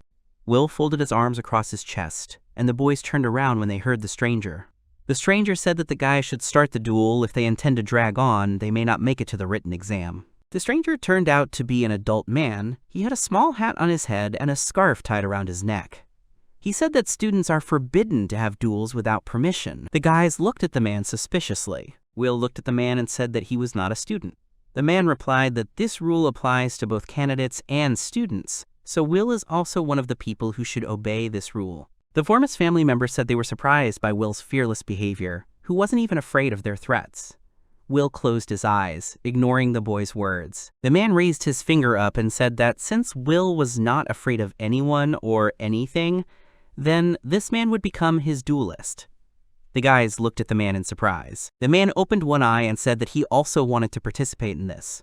One of the guys asked the man what they would do with the written exam in that case. Will continued to ignore the people around him. The man replied that it was getting late. The written exam could wait. Will remembered his mother's appearance and thought that he would not be able to write the exam until he defended his late mother's honor. Will looked at the people around him and thought that if he entered the academy, then no family would be able to threaten him anymore, and after this duel, he would repay all his debts. The surrounding guys were also willing to be late for the exam to see the battle. Will was walking towards the Vormas family, with Rune and the rest of the people walking behind him. Will looked straight ahead and was ready to defeat anyone. A man stood between Will and the Vormas family. They were in a room with a high ceiling, in which he could be seen. The ceiling was supported by large columns. The man said that this was the place for their duel. They could start a fight. The guys are standing in an arena divided by sectors. A large crowd of people surrounded the arena. The man said that if Will wins, then the guys apologize to his late mother, and if the guys, then Will leave the arena and admit defeat. Will closed his eyes and lowered his hands to his belt, agreeing with the man's words. Danan smiled maliciously and suggested starting a fight. Ivan clasped his hands on his chest and waited for the start of the match. The man looked at Will and said that it wasn't fair that if the Vormas family lost, they wouldn't lose anything. Will, without turning to the man, replied that he was not against this outcome of events, so everything was fine. A rook with a fury on his head was sitting on the podium between a girl in a raincoat and a guy in a protective suit. The man asked if Will could handle it, because there were two guys and he was alone. Will replied that he could handle it, and he wasn't alone either. The man with a hat on his head asked Danan if they could fight fairly, since Will was alone after all. Danan exhaled and replied that they constantly offend the weak, so they would deal with Will even faster. Danan twisted his face and stuck out his tongue. He thought that he would instantly deal with Will and not even have time to blink an eye. The man replied that, well, since all parties agree to the terms and are ready for a duel, then it's worth starting. The Vormas family's guys crouched down a bit, taking up fighting poses. They were ready to start the battle. Will stood in front of them, completely calm and confident of his victory. The man turned around, waved his hand, and said he hoped the fight would be quick. The guy started doing various hand swings in a half-crouch. Will stood motionless, his hands on his waist, and the whistling sound of Will could be heard. Danan looked at Will nervously and asked what he was doing. Will ignored Danan's words and thought that Danan was annoying him because he was too noisy. Will said that he had warned the guys before the fight that he would let them attack him first. The guys started calling Will names. They started doing magic and rushed into battle. The guys began to conjure, and magic symbols appeared in front of them. Danan said that Will needs to prepare to experience their full power. Will's legs shone with magical energy. He thought that the guys actually had power. A big explosion appears in front of the audience, and a dust cloud envelops the entire venue. The dust cloud gradually dissipates, and the audience is enraptured by Danan's strength. Danan spread his arms to the side and said that, as he said, his strength could not be defeated. Will gets behind Danan. He said that Danan is overconfident. In a moment, Will is next to Danan and grabs him by the neck, and Will practices a grappling technique on him. Will holds Danan's hand with one hand and holds his neck with the other. Will is sitting astride Danan. He started screaming in pain and shaking his legs. Ivan stood nearby and began to call his brother in a panic. Ivan began to conjure, and magic symbols appeared in front of him. He asked to call Will bad names. Will turned to Ivan and said that if he used magic now, he would hurt Danan too. Will squeezed Danan's hand, and Danan started screaming. Ivan said that Will was really just afraid of him. Will asked Ivan what made him think that Will was afraid at all. Danan was lying on the ground with tears streaming from his eyes. He thought that Will had grabbed him so hard that he couldn't even move. Will was still holding Danan by the neck. Will asked that Danan wasn't as confident as he used to be. Will was riding Danan and holding him. He said that Will could easily defeat Danan, but he likes to torture him. Danan is crying for mercy. Ivan stood nearby and said that Will needed to stop. They were giving up. The man waved his head. Will closed his eyes and sighed. Then he released Danan, who lay motionless in the arena, only groaning softly. Will looked at Danan and said that there was no point in continuing the fight with Danan. Danan was shaking his arms and legs. While lying in the arena, he started crying and screaming. Will stood next to him and said that he was ready to give the guys some time to recover, and then they could try to attack again, but only honestly. The Vormus family's guys were already standing nearby and making ridiculous movements to prepare for the activation of magic. Will looked at them and thought that he needed to finish the fight as soon as possible. Otherwise, at this rate, he might not make it to the exam. The Vormus family's guys started talking. They were ready to attack Will again. Will looked at them and thought that now he was sure that this fight needed to be over as soon as possible. The children of the Vormus family began to make various movements with their hands and cast spells. The guys who were watching the battle felt the magic that Danan and Ivan were conjuring, and the atmosphere began to frighten others. A gloomy atmosphere arose around Danan and Ivan, and many magically conjured insects appeared. Will stood and looked at the dark cloud coming at him. He thought that the guys had used black magic. The audience in the stands did not understand what was happening. The guys started making different movements with their hands again and asked Will if he was ready to continue the fight. Will looked at them and thought that the magic of the guys was very strong, so he needed to attack immediately. Will took his hand aside and thought that he would definitely find a way to defeat them. The guys started using black magic in the future. Someone might have questions about this to the guys. A glowing magic ball appeared in Will's hand. He looked at the guys and said that they were not a problem for him at all. Danan clenched his fist and smiled maliciously. Then he asked if Will could do anything at all with his weakest magic. Will swung and threw the magic bunk into the dark cloud that the guys had conjured with black magic earlier. Will reached up and said he needed a little more time. Then he cast a spell, and a bright flash of magic lights up the arena. Will looked up and smiled. He said that this ability is the absorption of insects and their incineration.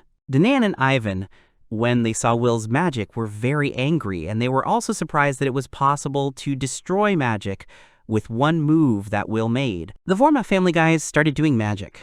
A magical whirlwind sprang from Danan's hand, and Ivan conjured sharp stones that moved towards Will. Will stood and thought that the forces of the earth and the wind that the guys had activated were quite strong. Will started jumping and dodging the guys' magical attacks. Danan and Ivan began to get nervous, as Will was not overtaken by any of their attacks. They talked about the future plan of what to do to defeat Will. Will began to reflect that he had a few questions about the magical deities of the guys. What exactly made these gods choose the guys? Ivan owned the god of insects and earth, Danan the god of wind and earth. The grown men watched the duel and discussed that Will was deftly coping with two opponents. A little more and the fight would be over, as the guys had almost no magic left to continue the fight. The man looked at mine and thought that, in his opinion, the outcome of the battle was already a foregone conclusion. A girl came up to him and asked if the man could tell him how Will's fight was going. Ari stood in front of the man and adjusted her scarf. The man recognized her. Will dodged and jumped up. Danan stretched out his arm and threw magic punches. The man replied that why was Ari asking? Because she already sees everything with her own eyes. Will's entire body was glowing with magical energy. He was focused on the battle. The man told Ari that Will had used a magical attack to strengthen the physical circulation of magic, as a child can do magic so skillfully. The man recalled Will's first capture on Danan and said that he maneuvered and, having dodged an attacking blow, knocked down the opponent. It takes years of practice to implement such a blow, and Will did it with amazing ease. The man in the hat opened one eye and said that with the strength that Will has, he can easily defeat not only a human, but also a large beast. Ari looked at the man and listened to him in silence. Ari remembered how Will saved Saria. She said that during Saria's rescue, he reacted instantly and wasn't even hurt. The man noticed that Ari noticed Will's improved skills, even without his stories. Ari turned away from the man and said she needed to leave for a while.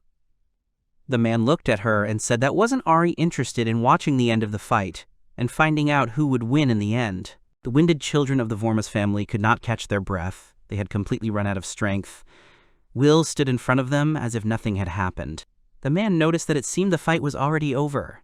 Will looked at Danan and asked if their guardians were already exhausted and would no longer fight. Danon was angry when he heard Will's words. Will started using magic, his hand started to emit light. He said that, in his opinion, now is the right time to end the fight. Clumps of magical energy rose above Will's hand. Will spread his arms to the side and 2 large spherical clumps of magic appeared above them. When the Vormis family saw this, they frowned in surprise. They asked Will what kind of sorcery he used, how he combined the magic of fire and water. Will sent 2 bursts of magic towards the guys. The guys were not ready for a surprise attack. The magic clots hit the guys right in the head. They held their breath. This magic attack was a water trap for the Vormis family guys. Will kept the boys in a water trap. Will said that if the guys didn't admit defeat, they might end up suffocating. Will raised his hand. Magic emanated from his index finger. Will sighed and said that the guys had 4 guardian deities in their arsenal, but even with them, they could not defeat Will. The guys should train better. Will looked away, alarmed. Where the guys were standing, they started drinking the water that surrounded their head. Will made a strange expression when he saw the boys' full bellies. The guys, having drunk all the water, began to say that they could not be defeated so easily. Will needed to prepare for his defeat. Will closed his eyes and said that the guys shouldn't hope that he would just give up. It was worth ending this battle. The Vormis family looked at Will in surprise. They didn't understand what he meant. Will closed his eyes and began to conjure, and the water in the children's bellies began to gurgle. Danon clutched at his bulging stomach.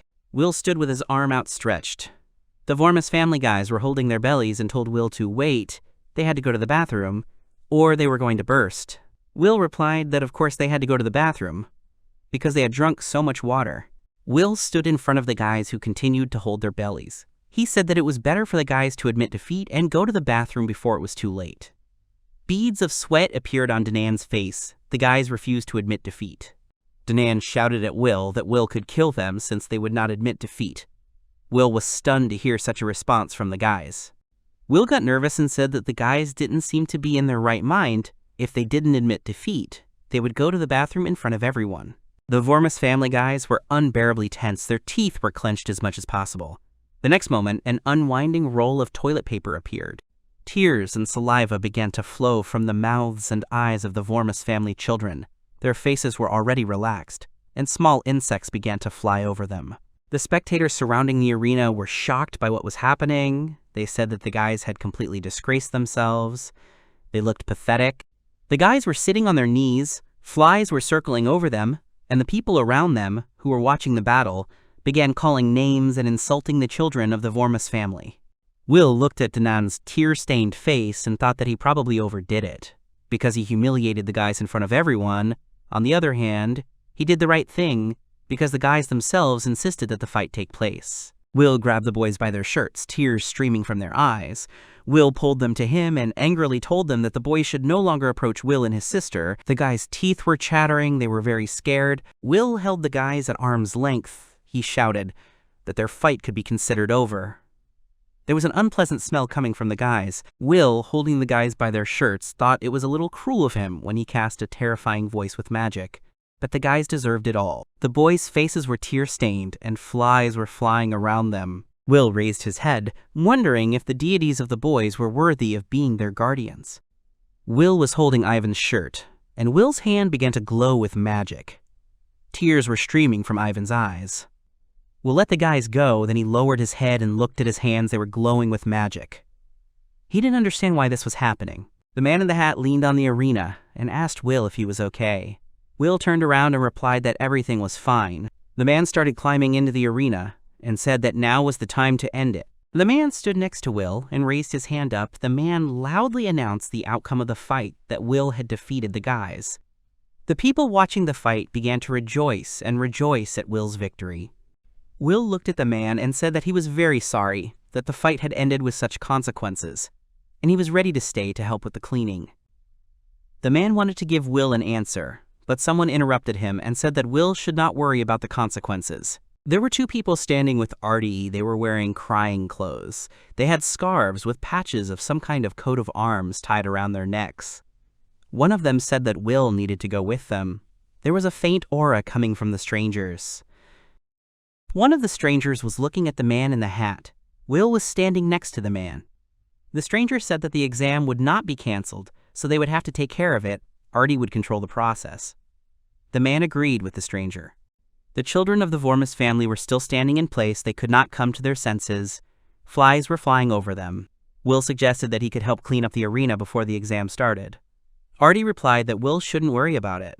Artie pointed to the side. There was a stone golem next to her. She said that it would automatically clean the entire room as soon as it was turned on. Will was delighted by the golem standing in front of him, who was holding a broom.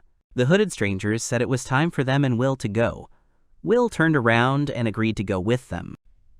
Will turned around. He heard someone calling his name. It was Artie who called him, her face flushed with embarrassment. She adjusted her scarf with one hand and said she was grateful to Will for his kindness. Will was walking between strangers in raincoats. He turned around and said with a smile on his face that Artie shouldn't thank him because of him the guys had dirtied the arena. He apologizes for not being able to prevent this situation. Will raised his hand and called Rin and Fury to him. He invited them to come with him. They immediately ran up to him and started following him. Will, Rin, and Fury followed the two cloaked strangers down the hallway. There were large windows in the hallway which allowed sunlight to enter the room. Will looked at the glowing auras of the two strangers and thought that the strangers were skillfully hiding their magical abilities. But still, something was wrong. Most likely they were just blocking their power so that Will could not feel it. Will continued to stare ahead, his face expressionless. He thought that if the strangers represented an organization, it showed that Artie was their student, and they wanted to destroy the monster of the disaster. With the help of magic, a door opens in front of Will. He enters a room with large windows that slightly cover the curtains. On the curtains, as well as on the scarves of strangers, there was some kind of coat of arms. Will looked around the room, and there were swords on the wall, reflecting the sunlight. Will became alert, and thought that he had seen these swords before, and he knew exactly who they belonged to. One of the strangers jumped on Will from behind, but with his hood down, his face could be seen. The stranger was crying with happiness and said that it had been too long since they had seen the master. Will didn't understand what was going on. The second stranger was standing nearby. The hood was still on his head. He was confused. The stranger who jumped on Will said that Will had become so cute, and Will, in turn, asked to be left alone. The stranger, who continued to hold Will by the neck, said that she had wanted to meet her teacher for so long. Will remembered the swords they had seen on the wall. He thought Zenobia had used these swords. It was to her that the stranger turned out to be. Zenobia continued to hold Will by the neck. She was crying a lot. Will tried to restrain himself and thought that he had no doubt it was her. She knew who he was in a previous life. The girl continued hugging Will. He said he thought she was Zenobia. She happily said that Will was right. Next to them was another man in a robe. His face was not visible. It was covered with a dark hood. Will closed his eyes and asked her why she ran up and hugged a stranger from behind. She staggered and was shocked by this kind of question. Will turned to her and said that, plus, they hadn't even seen each other's faces. He was wondering who she wanted to see. Zenobia blushed deeply and couldn't say anything. A moment later, tears rolled down her red face from embarrassment. She began to speak indistinctly, which she immediately sensed in Will as her teacher. Will tensed up and asked Zenobia to gather her strength and stop crying. The second stranger takes off his hood and says that he will explain everything to Will now. Will turns in surprise in the direction from which the voice came. Will saw the man's face and recognized him. The second stranger was Milt. The man had blonde hair pulled back in a ponytail and wore glasses on his face. Milt said it's been a long time since they last met. Will looked at Milt in surprise. Will thought that he felt Milt's magic as soon as he took off his hood. Such magic could belong only to him. Milt said that 4 of Will's students serve as the president of this academy. Milt closed his eyes and pulled out a bundle of paper in front of him. He said that he immediately recognized the master through identification with the help of this bundle, which he held in his hands. Milt unfolded the paper. There were many inscriptions on it and a coat of arms in the middle of the sheet. Milt said that it was a magic package. It was attached to the questionnaire in order to measure the amount of magical power of the subject in advance. Will rubbed his chin thoughtfully, remembering how he had filled out this form before. He was sitting at a table with a lot of papers and holding a bundle in his hands. Zenobia and Milt were holding this package. She said that they were immediately sent this package so that they could understand for sure if it was the master's property. Milt said that at first he thought that a child had been born who had adopted the qualities of a mother. Zenobia raised her hand in front of her and said that as soon as they found out about this, they decided to observe Will. Zenobia and Milt specifically sent Artie to Will so that she could look after Will and accompany him everywhere. Will looked at Zenobia and said that it turns out Artie is Zenobia's student. Will praised Zenobia. She replied that it was her duty to raise a worthy student, just as her master had raised her before. Will looked at Milt. He said that if he became a child who inherited the qualities of a master, he would also follow his teacher.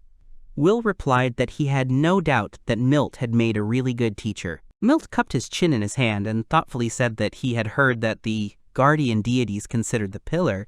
It seemed the gods loved those guys very much. They stay close to them. Will looked at MIT in surprise and thought that he hadn't changed a bit.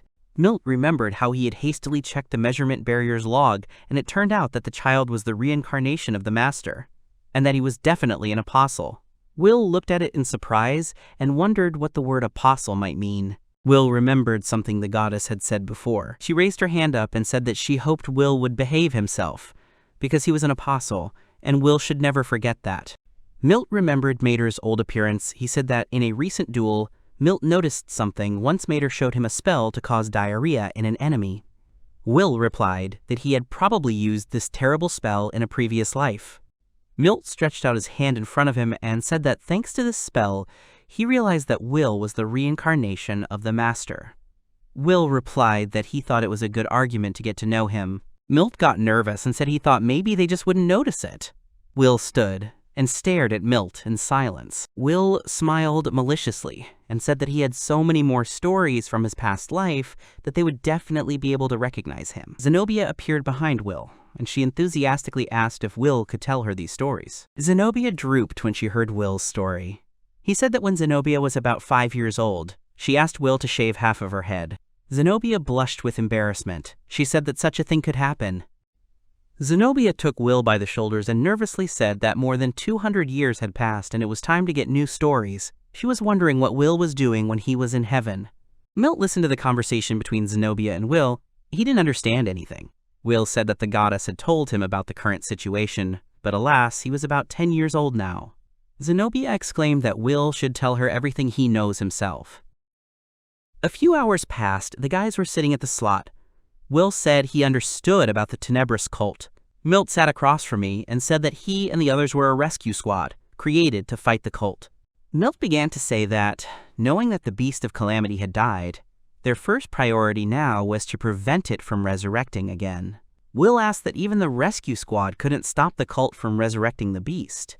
Milt put his hands on his feet and bent down. He said that most fanatics are ordinary people, but at the center of all events is a demon controlling them. Will sat in silence and listened to Milt's story. Will introduced a huge horned demon. He thought that demons are very powerful creatures that are almost impossible to subdue. Will imagined a laughing demon and thought that even the students who would become strong warriors in the future couldn't defeat them because of their unimaginable power. Milt mysteriously adjusted his glasses with his hand and said that some information had not been confirmed before the monster's death. Will asked in surprise what this information was. Milt began to tell them that more powerful demons had appeared, but they were able to defeat them with the help of 4 students. Will was surprised by what he heard. Milt remembered the images of 2 girls, a young man and a dragon. Milt, sitting across from Will, said that these demons were once fanatics like the Beast of Disasters, but their power grew and they became uncontrollable. Will asked if it was possible to transform a human into a demon. Will exhaled heavily and said that he had certainly trained to defeat demons, but it seemed to him that now it was an impossible task for him. Milt replied that they were very happy that they had found Will. Artie sat next to him and listened. Milt reached out to Will and said that they were very interested in listening to Will's stories, especially about his education when he was in heaven. Will happily said that he was surprised by Milt's words, because he had been away and was now back after 100 years. Milt started smiling and said that time was flying too fast, and he wasn't the same young guy anymore. Hunching his shoulders a little, Will replied that despite the fact that Milt was 120 years old, he couldn't have been more than 60 years old. Milt looked at Will and said that his appearance is supported by internal energy, so he looks younger than his age. Milt's eyes filled with tears. Artie looked at Milt and asked cheerfully that Milt had been deliberately holding back his emotions all this time. Milt took off his glasses and said that Artie was right. He thought he would never be able to meet the master again. Artie cheerfully said that for the future, she thought it would be nice for Will to become a student at the academy, but at the same time, he needs to hide his past. Will raised his hand and replied that he needed to take the entrance exams first. Artie remembered the face of the man in the little hat. She said that Will showed his excellent skills during the fight. The examiner who conducted the fight allowed Will to enter the academy without exams. Will was surprised by this outcome of events. Milt picked up the cup and brought it to his mouth. Then he said that he needed to notify Dion and Regina that Will was here. Will asked in surprise how the boys would be notified of this. Milt raised his hand, and a ring glinted on one of his fingers. Milt said that he was using a summoning ring that he had created himself, and he would give it to Will a little later. Will was surprised. It was not very clear to him how Milt was able to create this ring. Will looked at Milt and said that Milt's ability to create unusual things was simply excellent. Milt took off his glasses and wiped his tears. He was flattered by Will's praise. Milt activated the ring and explained how to use it properly.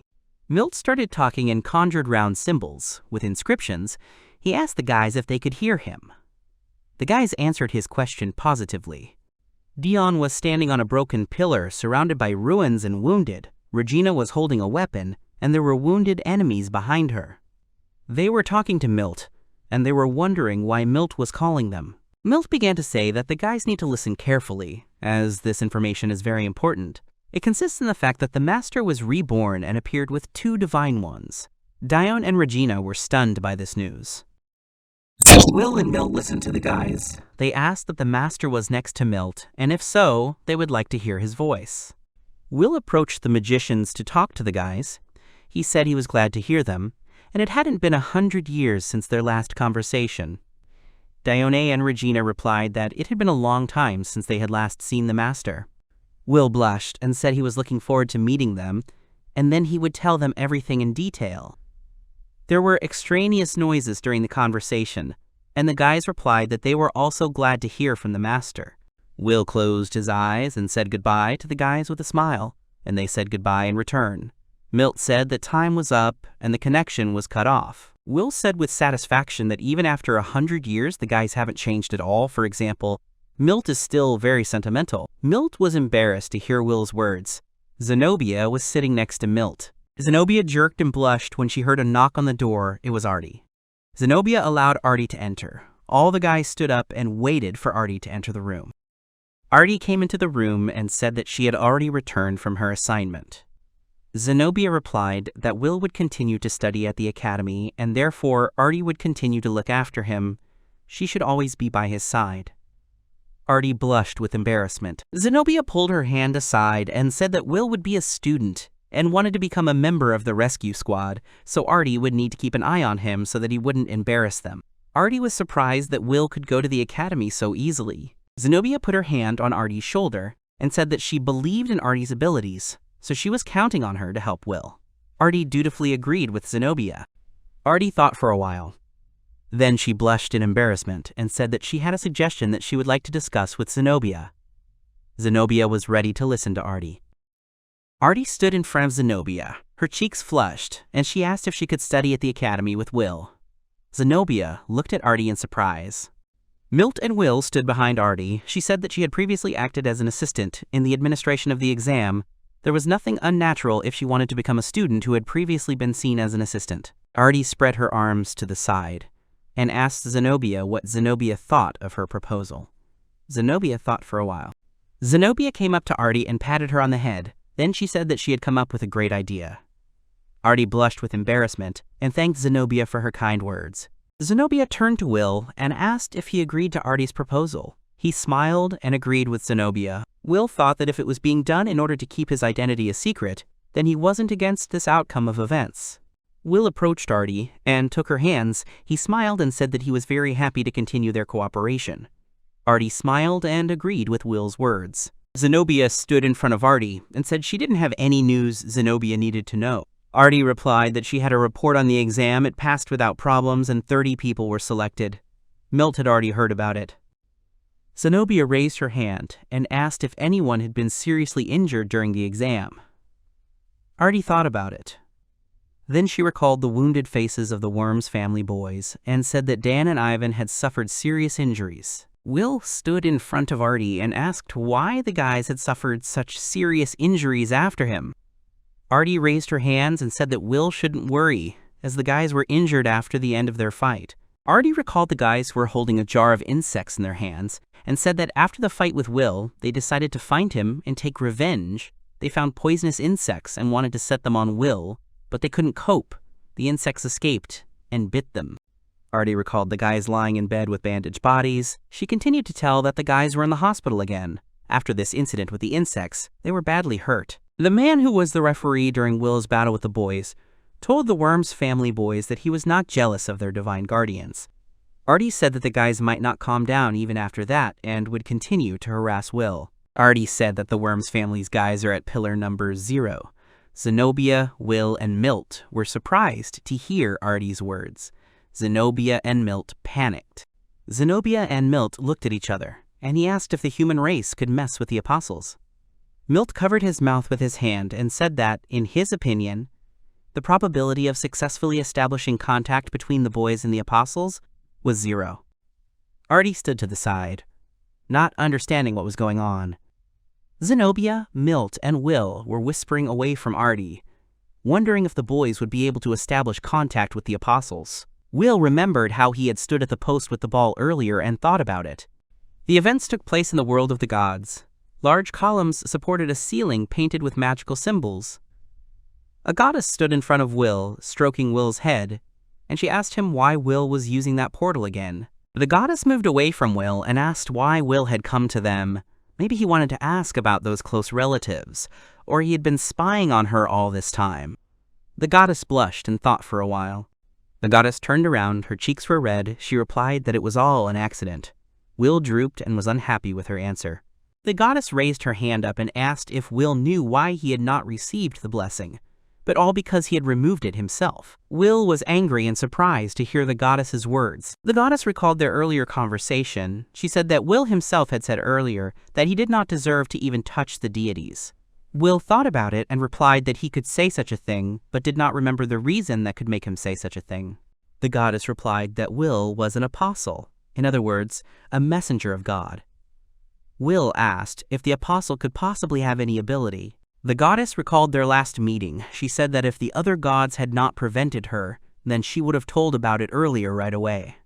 The goddess and Will were sitting on a small hill, with other deities walking behind them, and he asked what these apostles looked like.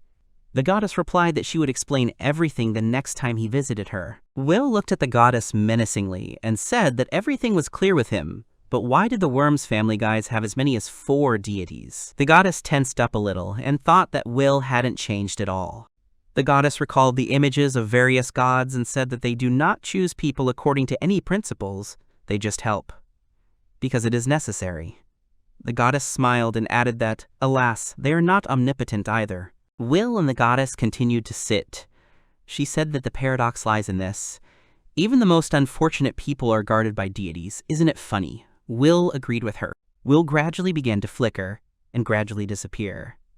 The goddess said that it seemed like it was time for him to return to his world. He shouldn't come to her often. Will was surprised by her words. The goddess began to smile and said that if he looked at her too often, sooner or later, his consciousness would become confused and eventually he might die. Will replied that yes, it could be a problem. The goddess said a few more words before he returned to his world, that she would figure out how to contact him so that he would be as little present in her world as possible, because he was not yet a god. Will returns to Milt and Zenobia. They were standing in an unusual room next to the pillar for communicating with the guardians. Zenobia said that Will is really very strong. Will replied that it took too long to explain, but it was because of reincarnation. Will looked at Milt and said that the time axis between the worlds was different, so they couldn't stay there for so long, but thanks to that, he was able to practice. Will, Zenobia, and Milt were sitting at the table, with Fury and Rune next to them. Will was told about his plans for the future. Then Will said goodbye to everyone and returned to Soria.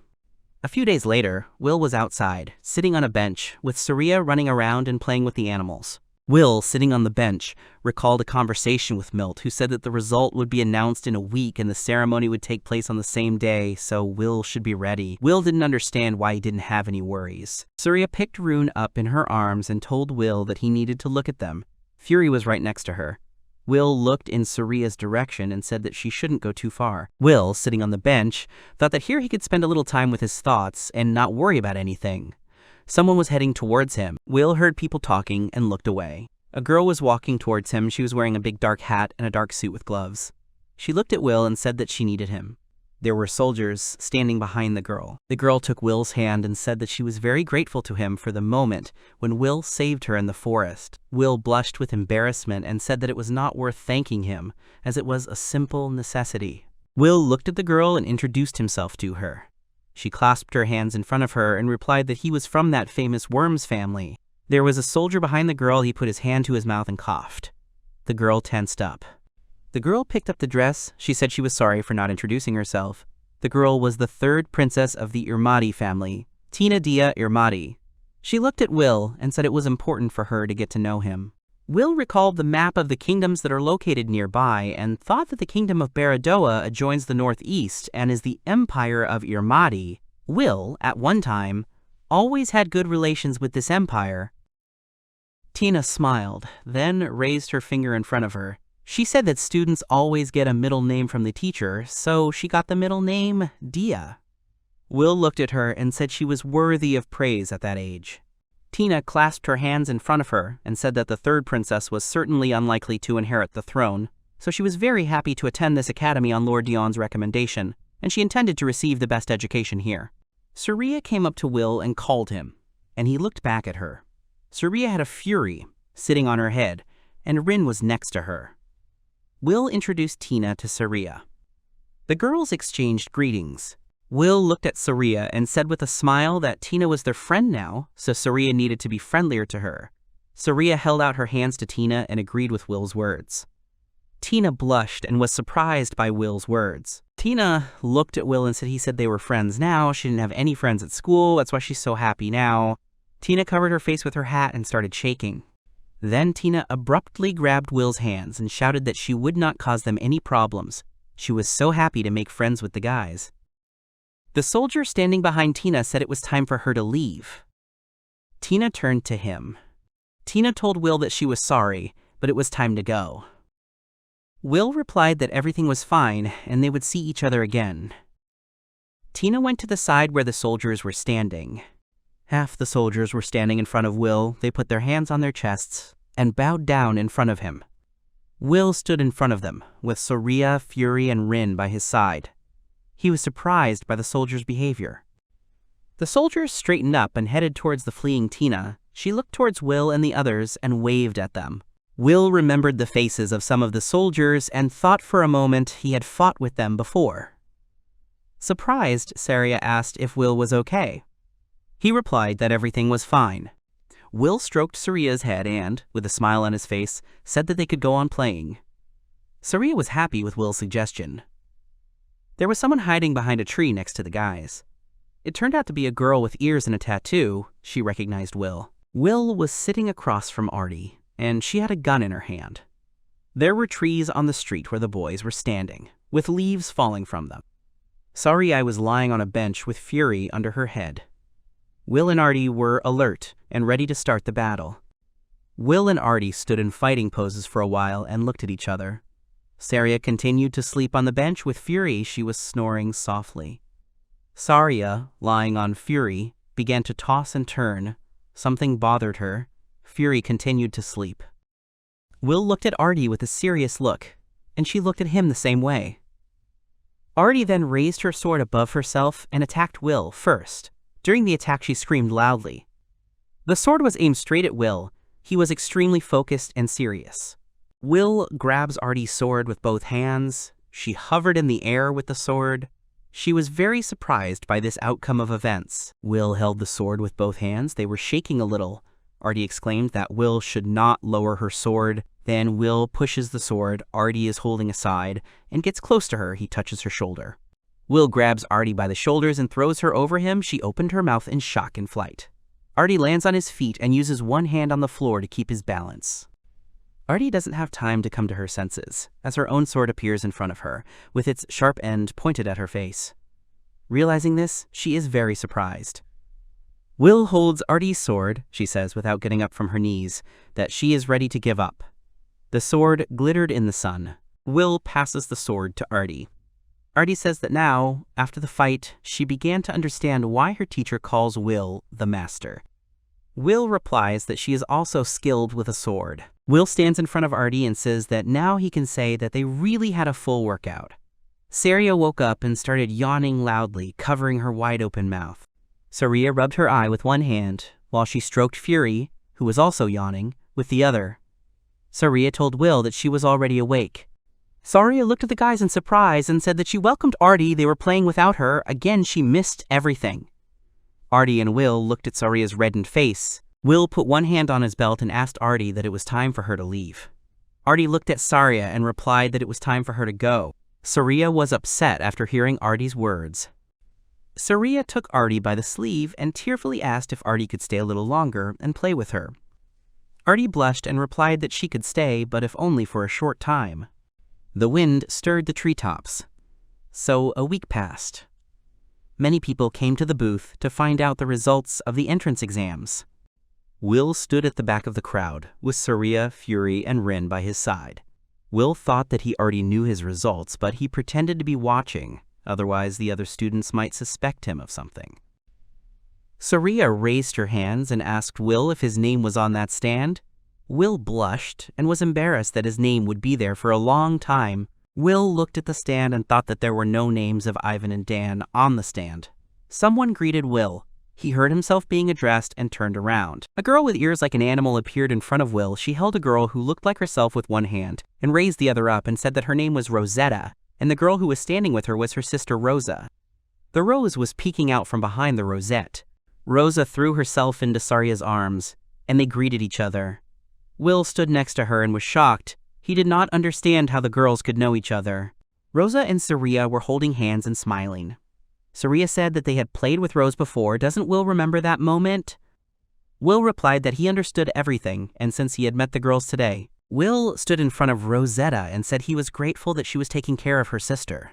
Rosetta closed her eyes in embarrassment and replied that Rosa was happy to find and make friends with new friends. Rosetta raised her hands, she blushed, and said that she had passed the entrance exam, so she would be studying at the academy starting this year. Will smiled and replied, "That's good news." He winked with one eye and said that he knew that it was she who had been following him yesterday. Rosetta was all disheveled and blushed at Will's words. She was surprised how Will had figured her out. He replied that he did not feel threatened, so he did not worry. Rosetta scratched her head nervously and said that she was a little worried when she heard him talking to the princess. She apologizes for her behavior. Will replied that she shouldn't apologize. He would have done the same in her place. Will held out his hand to Rosetta and said that since their sisters were friends, he hoped that he and Rosetta would get along too. Rosetta agreed with Will's words. They started shaking hands merrily, Saria and Rosa, and they took turns embarrassing Will and Rosetta. Will smiled and looked towards the girls, and Rosetta succumbed to the girls' provocations. She blushed all over and asked her not to embarrass her. Fury and Rin continued to yawn. The day of the dedication ceremony arrived. People were walking into a large building with columns. People were sitting in a large room and listening to the leaders, and the third Princess Tina was also speaking there. She was reading from a book. I ate a briefing for freshmen. It was held in the classroom. The teacher wrote and showed symbols on the blackboard. The students sat at their desks and listened attentively. Then there was a general meeting where Will and the others met and got to know each other over drinks. Will was holding Saria in his arms, Tina was standing next to him, and Artie was stroking Saria's head. Then came the lunch break. At the entrance to the room there was a carved plaque in the form of a loaf of bread and wheat ears. Will and the rest of the guys, along with the animals, were sitting at the table and eating. Rosetta held a glass in her hands and said that it seemed her village had been attacked by a demon, so she wanted to help catch it, but she needed help with that. Will sat across from her and listened to her. Rosetta flattened her ears and let out a tear. Then she said that her guardian is the god of hunting, so she's not very well versed in martial arts. Her deity is not suitable for fighting at all. Will looked at Rosetta and said that he was ready to join her in the search for the monster, because he couldn't leave a friend in the lurch. Rosetta clenched her fists and thanked Will happily. Rose put a spoonful of food in Soraya's mouth. Watching the girls, Will said that if they were going to go in search of a demon, then they needed to assemble a team that could wield both magic and weapons. After some time, Tina appears in front of Will. She was holding a magic staff in her hands, and Artie, she had a sword and a scabbard on her belt. Will was standing in front of Tina, with Rosetta next to him. Will said that Rosetta had probably already met the girls. These were Artie and Tina. They were excellent swordsmen and magicians. Tina nervously said that Will was praising her too much. Will stood and looked at Tina, Rosetta, and Artie. He thought that they would make a good team, which included a swordsman, a hunter, a magician, and a healer. Artie put her hand to her face so that only Will could make out her words, and said that they had received permission from Zenobia so they could safely leave the walls of the academy. Will thanked Artie. Rosetta wiggled her ears and offered to go. Rosetta and Tina cheerfully jumped into the air, saying that they needed to get rid of the demon as soon as possible. Will was standing behind her, his hands on his waist, smiling. Artie was also standing behind me and didn't show any emotion. Birds flew up from the crowns of the lush trees. The wolf's body split into two parts. A stranger appeared, wearing a hood that covered his face, and in his hands he held the bones of a skeleton, namely a spine and a skull on top. The demon is already higher in search of Will and his team. A stranger's face appeared from behind the hood. Instead of a face, there was a skull with sharp teeth. The boys were walking through the forest near the palace. Will walked in front, Artie walked behind, Rosetta and Tina walked between them. Tina was walking and singing a song. Tina was holding her magic staff in her hands, smiling and singing a song. Will walked in front of Tina and smiled. She blushed and said that Will looked very happy. Tina was walking behind Will. She stuck her tongue out of her mouth and seemed like it was just like walking with friends. Will walked and smiled. He said that he understood, he was happy, just like Tina. The guys were passing by a sprawling tree. Tina followed Will and said that if something happened to them, she could heal any wound. She was a good healer. Will turned around and said they were counting on Tina. Will asked if Tina could heal wounds, then her guardian was the god of water. Tina smiled and replied that Will was right. Tina raised 2 fingers and said that she still had several guardians, namely the god of thunder, air, fire, and ice. Will looked at her in surprise and said that she had 8 pillars, including the human god. Tina started waving her hands nervously and said that there were talented people like Will who could use just one guardian deity. Will laughed and asked Tina to stop flattering him. Will stood in front of Rosetta. He spread his arms to the side and said that she was getting a guardian, the god of hunting. Rosetta looked at Will and agreed with Will's words. Rosetta had a bow on her back. She looked to the side and said that she was good with a bow, and she could also recognize the tracks of any creature so they would quickly find the demon. One bird flew over the treetops. The children were surrounded by trees and shrubs. Rosetta stretched out her hand in front of her and started pointing to the side. She said that from here you can see the village. Will and Tina walked over to Rosetta and peered into the distance. Rosetta said that the inhabitants of this village earn money by hunting and selling sheep. In her opinion, this place is a great place to live. Will smiled and agreed with Rosetta's words. The boys were standing on a small hill, and from there they could see the whole village with houses and plots for crops. The villagers looked like Rosetta. They also had ears and tattoos on their arms. Someone was engaged in planting herbs, and someone was engaged in construction work. Rosetta walked towards them. She raised her hand up and cheerfully greeted the villagers. The man with the tattoo on his face and the woman standing next to him recognized Rosetta. Rosetta moved closer to the villagers. The residents started asking her that she had returned too quickly, that she had failed the exam. She waved her hand and said that she had passed everything and entered the academy. Rosetta scratched her head in embarrassment. The villagers praised her and congratulated her. On entering the academy, she considered her the pride of their village. Will and the girls stood behind and thought that they were in Rosetta's native village. Rosetta pointed at the guys and said that she would like to introduce the villagers with her friends. Rosetta introduced Will, Artie the swordsman, and Tina the healer to the villagers. The guys, in turn, were glad to meet the residents of Rosetta's native village. They bowed in honor of their acquaintance. One of the elderly villagers came up to Will and shook his hand. He said that since Rosetta had friends, he was very pleased to meet them. Will was shaking the man's hand and smiling. Rosetta spread her arms to the side and addressed the rest of the villagers. She said that they had come here to destroy the demon. The villagers looked at Rosetta and began to rejoice at her words. An elderly man approached Tina and said that they had contacted the guild to have adventurers help them, so he was very grateful that the guys had come to their aid. Tina raised her hands and said that she was glad and that she was Rosetta's friend. Will turned to an elderly man and asked him if he could tell him more about the demon that attacked their village.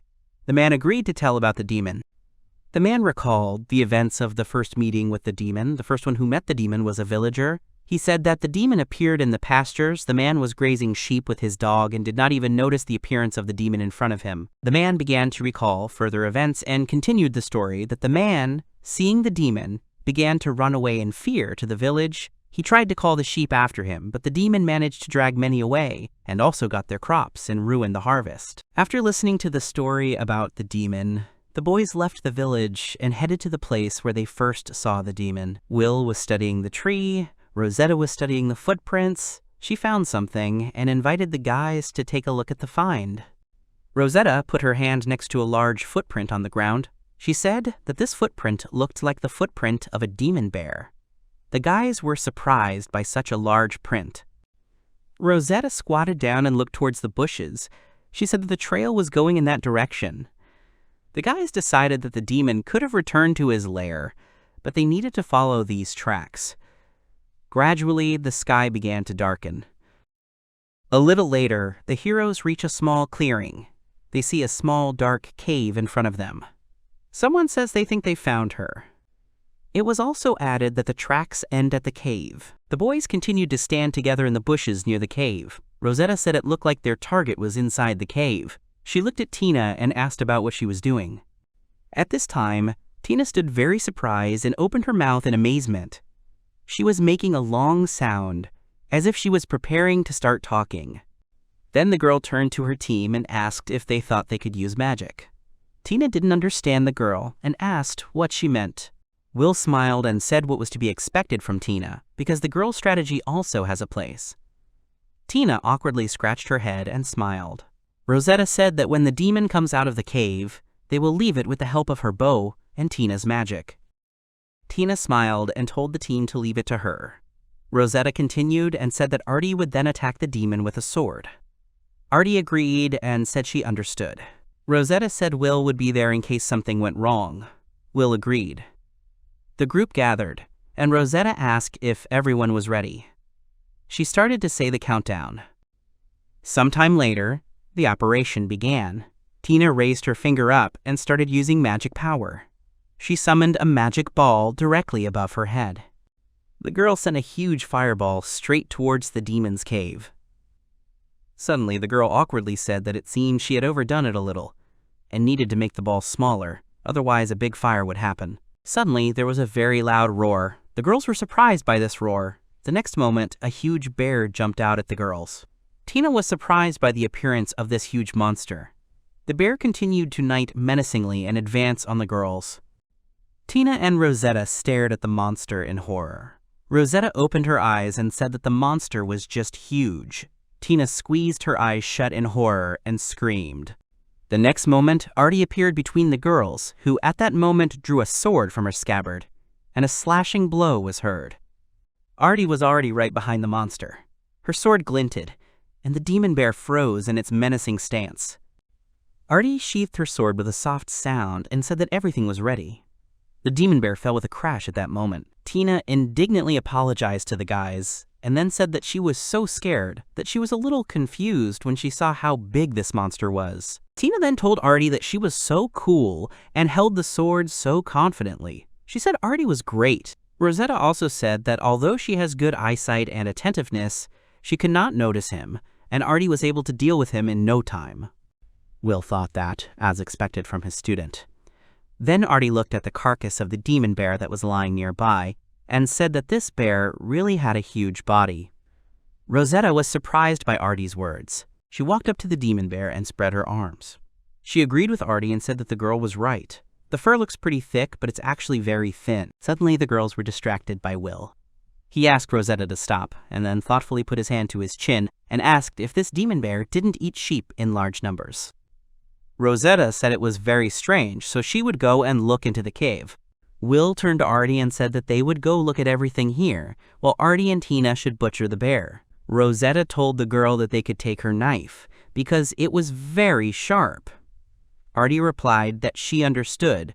She picked up a sharp knife. After a while, Will and Rosetta came out of the cave. Will turned to Tina and apologized, and then said that they had been in the cave for quite a long time. Rosetta closed her eyes and said it was very strange. There were no bones, no fur, and nothing else in the cave.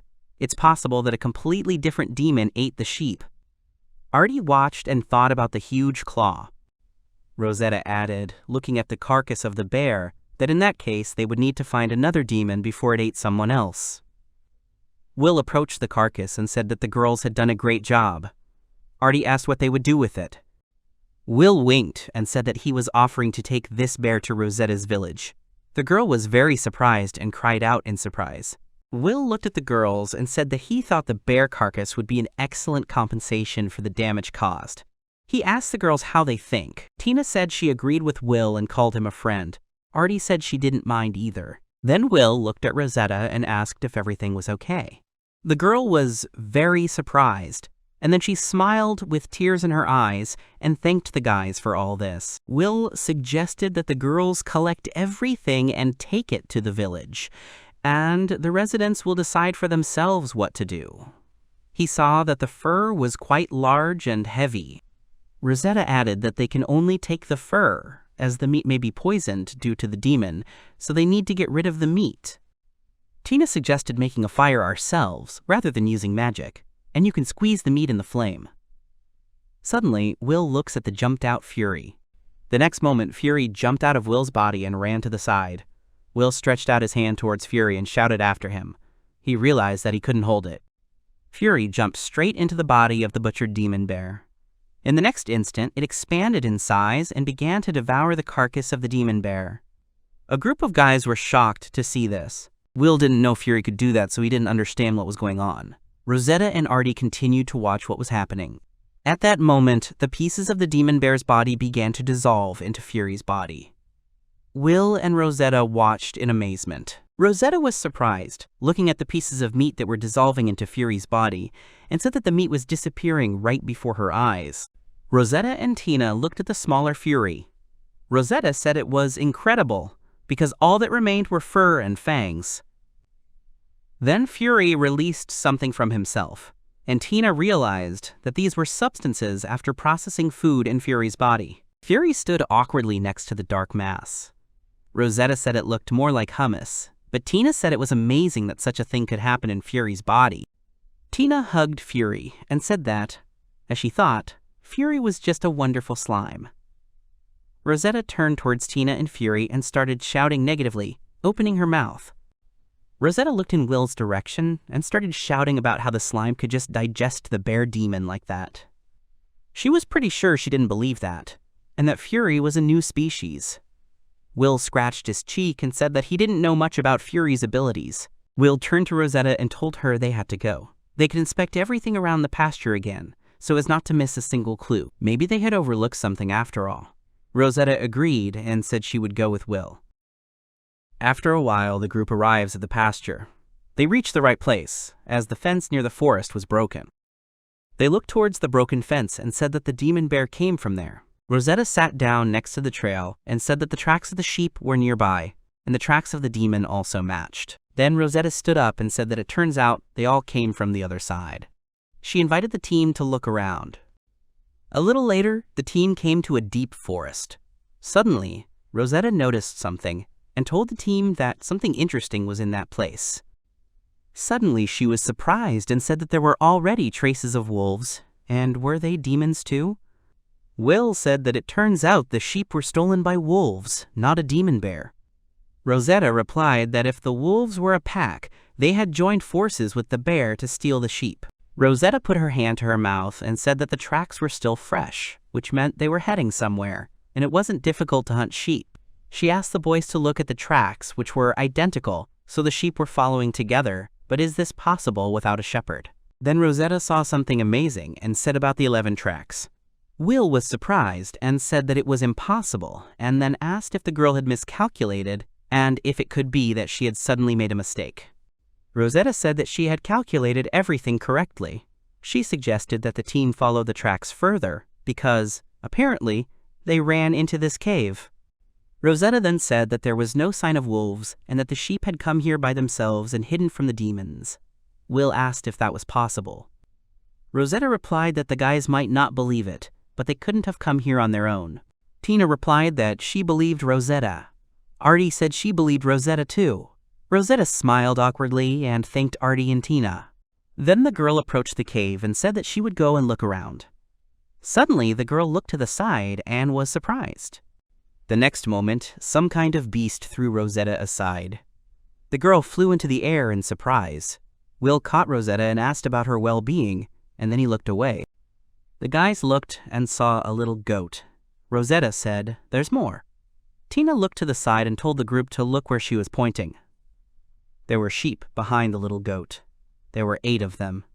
And then there were 10. Will said it looked like it. The tracks of the 11th belonged to this little goat. Rosetta put her hand out to the side and said that she would never confuse the tracks of a sheep and a goat. The goat made a sound. Will looked at the goat and asked if he was really protecting a flock of sheep. Rosetta was surprised because such a small goat was protecting an entire herd. Will smiled and said that they had come to fight the demon bear at the request of the village, and in the end they had taken all the sheep, all thanks to the goat. He wants to take the goat to himself. The goat positively agreed, and Will thanked him. Tina was surprised that Will was talking to a goat. Will found out that this kid's name is Kiki. He said he stayed with the sheep for a week to keep them out of trouble, helping them ward off wolves. After that, they ran into a cave to hide from predators. He defended the herd from attacking monsters every day, so he is very proud that he did not leave and helped, but now he is very hungry. If he understands what the goat is talking about, then he is not an ordinary animal. He might be a divine beast. At that time, the girls were standing next to the goat. Tina said that Kiki was great, and Rosetta wanted the same goat for herself. Suddenly, the howling of wolves was heard. The guys immediately noticed this. Will and Rosetta came out of the cave and thought that there would be one wolf there. However, there was a herd of wolves right in front of them. Will realized that they had surrounded them. The goat rushed into battle, but Will tried to stop him and asked him to wait. The goat began to butt heads and throw the wolves in different directions. Rosetta was surprised that the baby had hit the target exactly. Will replied that the wolves were scared so they could act. Rosetta strung an arrow on her bow. Tina started using fire magic. Artie drew her sword, and Will used magic on his fists. After a while, Will asked if they had really dealt with all the wolves. Rosetta agreed and said that there were as many of them as the footprints they had found in the thicket of the forest. Tina said that it turns out that they destroyed the demon bear and the wolves, and also saved the sheep. This means that they won, and their friendship power was stronger. Will asked the girl to wait, because they had not yet taken the sheep to the village. After a while, the guys quickly hurried to the village. The villagers were very happy to see the sheep safe and sound. They invited them to stay, but they thanked them for their hospitality and decided to leave, as Soria and Rosa were waiting for them at the academy. After a while, Rosetta thanked the team for their help. Tina told her not to worry, because they had a great time, and besides, they were friends. Will chewed on the goodies and said that the souvenirs were gorgeous. Tina turned to Will and asked if she could have some goodies too, or if she didn't deserve them. Will said they did a great job, so Tina deserves it as much as anyone. He gives her a cookie. The girl says that if Will thinks so, then she will try. She tries the cookies and finds them very tasty. At that time, the guys were being watched by people from the cult. One of them, it seems, the leader pointed his finger and told his subordinates to destroy everyone. Tina was sitting near a tree, while telling everyone that she was very tired. Will stood proudly, looking at the sitting girl, and said that they hadn't had a rest since they left the village. The boy told her that if she wanted, they could go back to rest. Tina sadly turned around and shook her head in denial, saying that Rosa and Soria were waiting for them. Therefore, the girl suggested returning home as soon as possible. Rosetta looked at the kid uncomprehendingly and wanted to know from Ula what they would do with him. After all, the kid wasn't even afraid of wolves, and it was more like he was a monster. Will said he just had nowhere else to go, so he took him with him, because it wasn't a burden for the guy to take care of him. Rosa started to smile and thought it was very good. The boy was already sitting up and stroking the goat. Suddenly, Will was attracted to something. He fell into a stupor for a moment, but he managed to collect his thoughts and turned his head to the source of the sound. A fireball appeared in the sky. The guy excitedly shouted in the direction of the girls, and later turned to Artie to invite everyone to him. After his shout, there was a loud explosion, and a large cloud of smoke rose into the sky. As it turned out, Will was using his shield, which was just emitting smoke. The guy was holding a shield, and Rosetta, Tina, and Artie were sitting behind him. Will said it all happened very suddenly, and it's good that they managed to hide from such an explosion. Artie said she just decided that the place next to them was the safest. Many demons with different masks appeared near the explosion. They were standing in front of the guys, surrounding them with a crowd. The same people stood with their backs to each other, preparing for battle. Will stood there with a serious face and didn't understand who they were. Artie turned to him and said that they were cult exterminators. The guy thought about it and realized that it was probably him. Tina exclaimed in fright. Tears began to flow from her eyes because she was remembering her friend who fought against the cult exterminators, and how her friend disappeared in that fight. Will turned sharply and seriously to Tina, which startled her, and she instantly blushed and was dumbfounded. But the guy abruptly turned to her with a big smile and said that everything was fine and that she shouldn't worry about it. He started adding to his words that she just needed to use her magic, and Will thought they were demon wolves in human form. Tina gathered her thoughts and agreed with the guy. Meanwhile, Rosetta was shooting arrows at the cult exterminators. The girl could barely manage. At the same moment, Tina screamed and raised her arm and began to attack, and Artie understood that the cult was agile. Rosetta contacted Will because she wanted to know what to do now. He was thinking that they needed to find the source of magic, and so was his past self. At the same moment, Will was hit by a strong wind.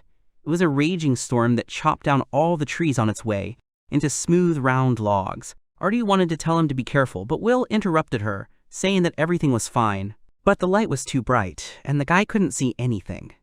But Will used a lightning flash spell, and all the cult destroyers who were next to him flew up. There was a bright light around these demons, but they were only able to destroy this magic because it was too widespread. Rosetta, with a serious face, said that they had beaten her off with a single spell, destroying the Annihilators. Rosetta and Tina didn't understand what was wrong with these two demons, but Artie seriously said that they were still alive, so the girls had to be on their guard. After all, it's because the Annihilators, losing their leader, start to get confused, but these two demons continued to advance. Rosetta wanted to make sure that Tina was ready, she confirmed, and a sword flashed in their hands. Rosetta was holding a bow at full readiness, Artie was holding a sword, and Tina was holding her staff. And finally, the girls were able to breathe a sigh of relief after defeating the remaining destroyers. Will went over to Tina to make sure she was okay. The girl smiled awkwardly, confirming this.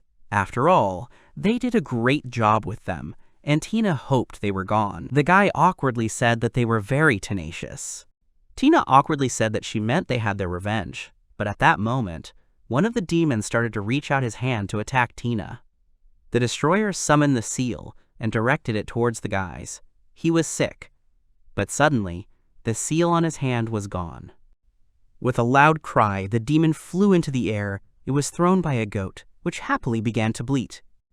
Will was embarrassed by the situation and wondered if he was alive or not. Rosetta, standing behind the guy, could hardly believe it. It seemed to Will that he was destroyed by a kid's blow, and it was a pitiful sight. Rosetta started laughing maliciously and praising the kid, saying that he was amazing. Artie realized that the cult exterminator wasn't moving.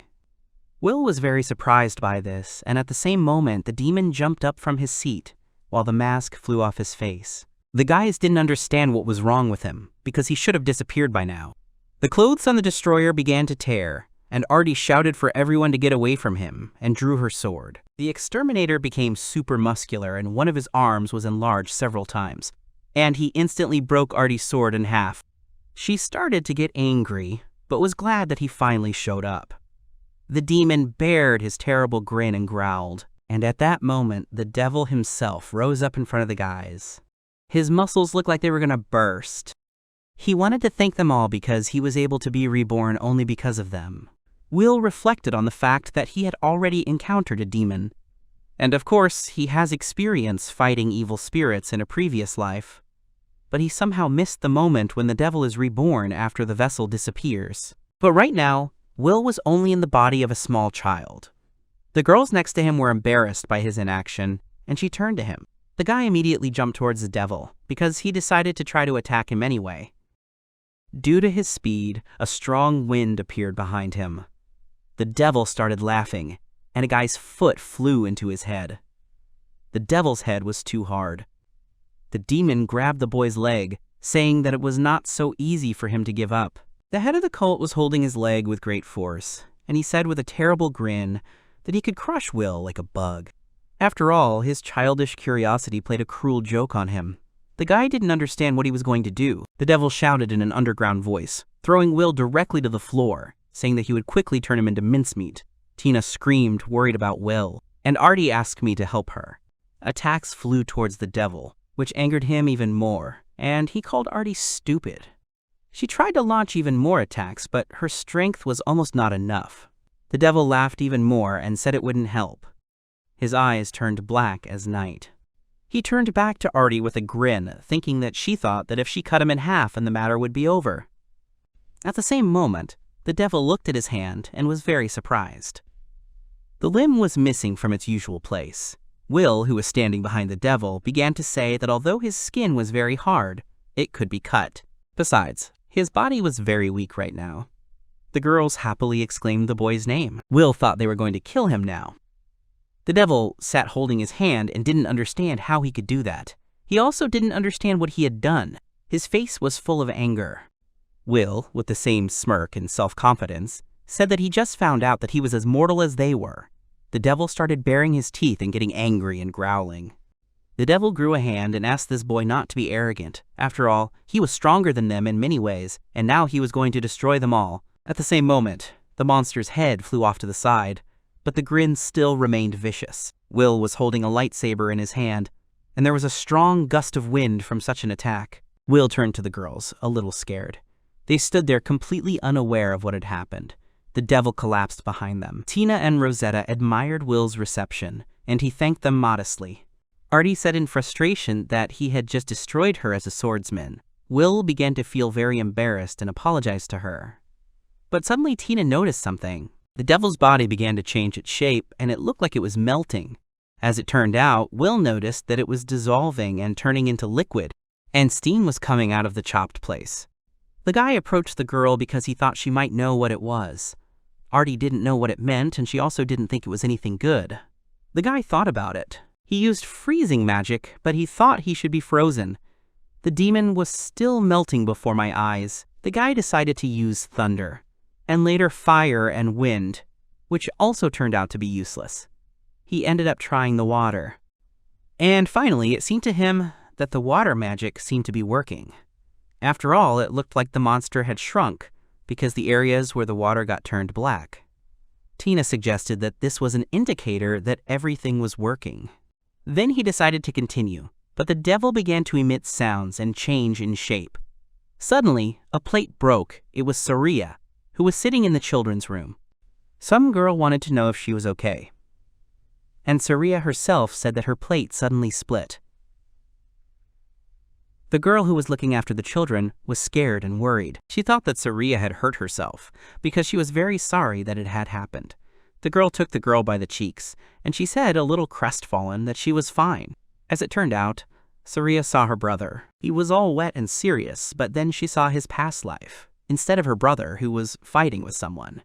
And suddenly, her brother had wings. And Saria realized that he was a Tenebris. He was standing in front of her, and it was as if there was a reflection of someone behind him, someone with 4 wings.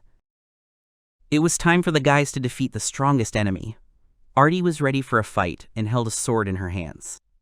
A Tenebri appeared in front of Will, namely a large wolf that had wings and a 3rd eye. He couldn't believe it, because it couldn't be him. The beast was small in stature, and it was different in shape. He thought they might be related. After all, the real Tenebris had a 9-foot head, a 6-foot tail, and 3-foot magnifiers. But Will also didn't understand why he wasn't attacking. And maybe he was afraid to approach him since he had a beast god, or else he basically didn't want to engage him in battle. But Tenebris was no longer looking at Will, but at Rosetta, who was looking strangely at an incomprehensible wolf. The girl did not understand why this happened. She was shocked, or rather scared. After all, not long ago this Tenebris was a monster. He was so powerful that his strength couldn't be compared to anyone else. Suddenly, Rose was addressed.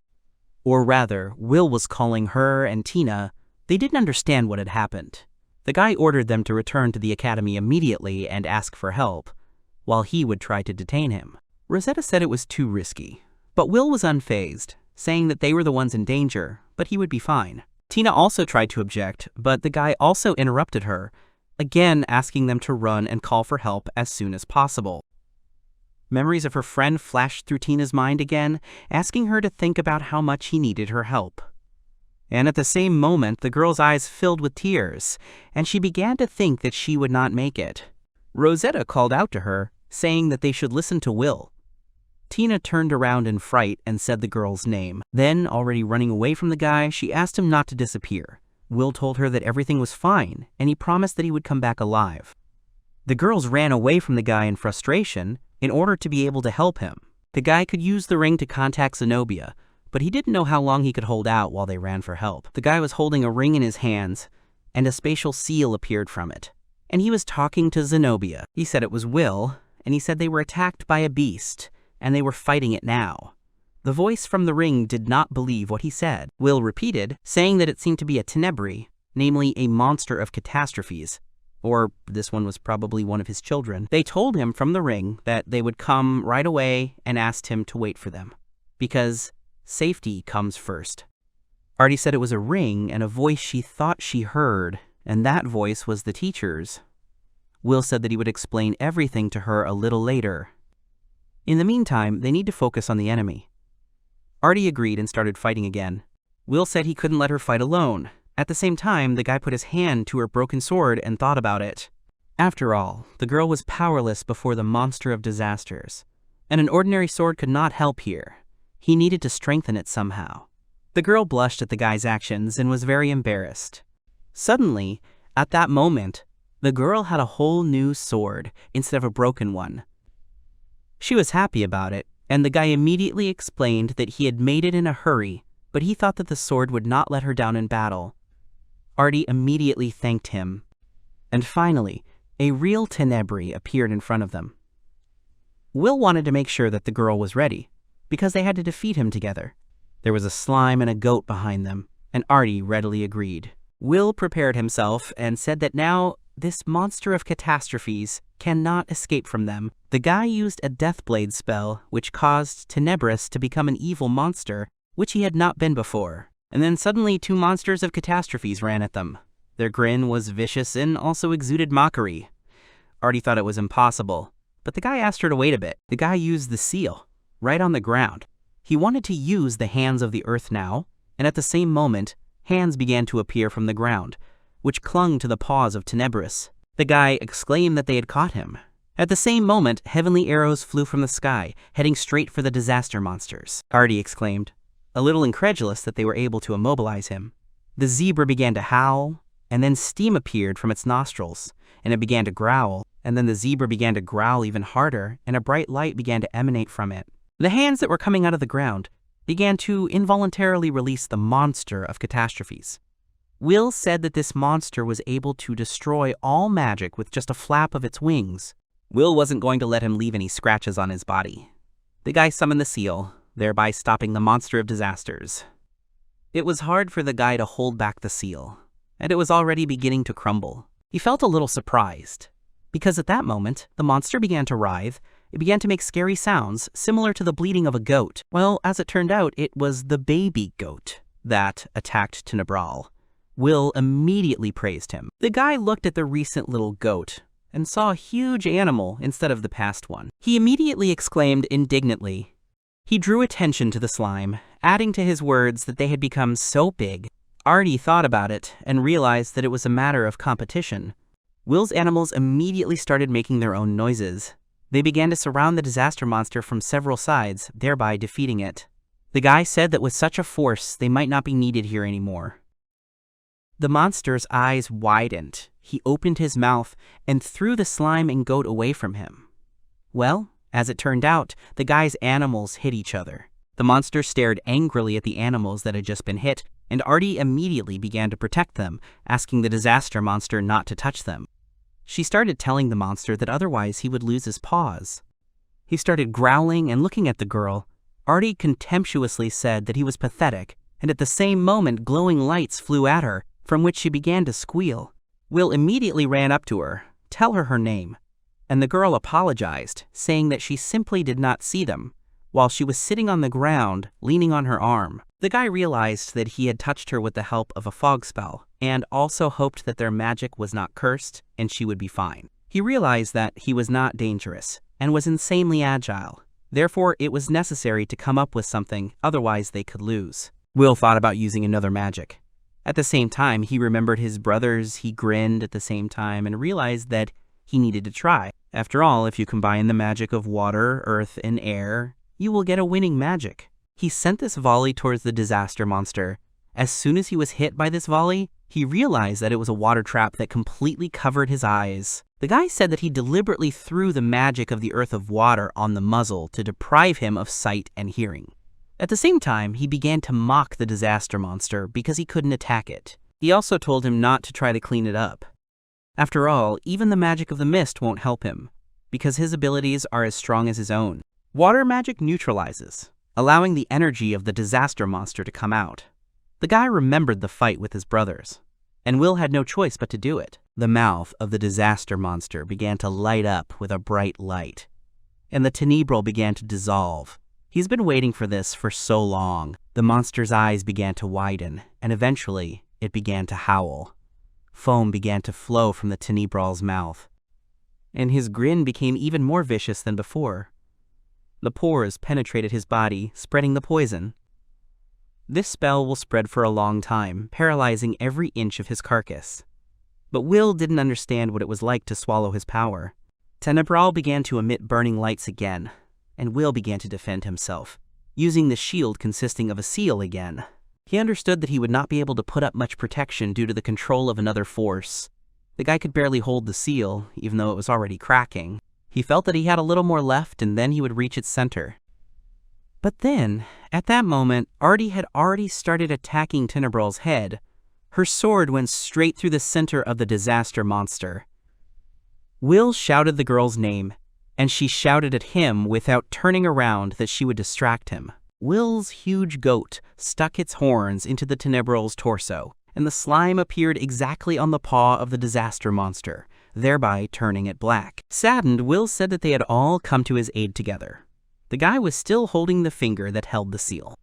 At the same time, he finally said that he still had a little more time to hold out. And then suddenly he realized something. He found what he was looking for. With the last of his strength, he told the disaster monster that he would destroy its power. At the same time, the guy smiled that he had found a way out. Tenebral glowed, and a stream of blood flowed from his mouth. He was down and lying on the ground.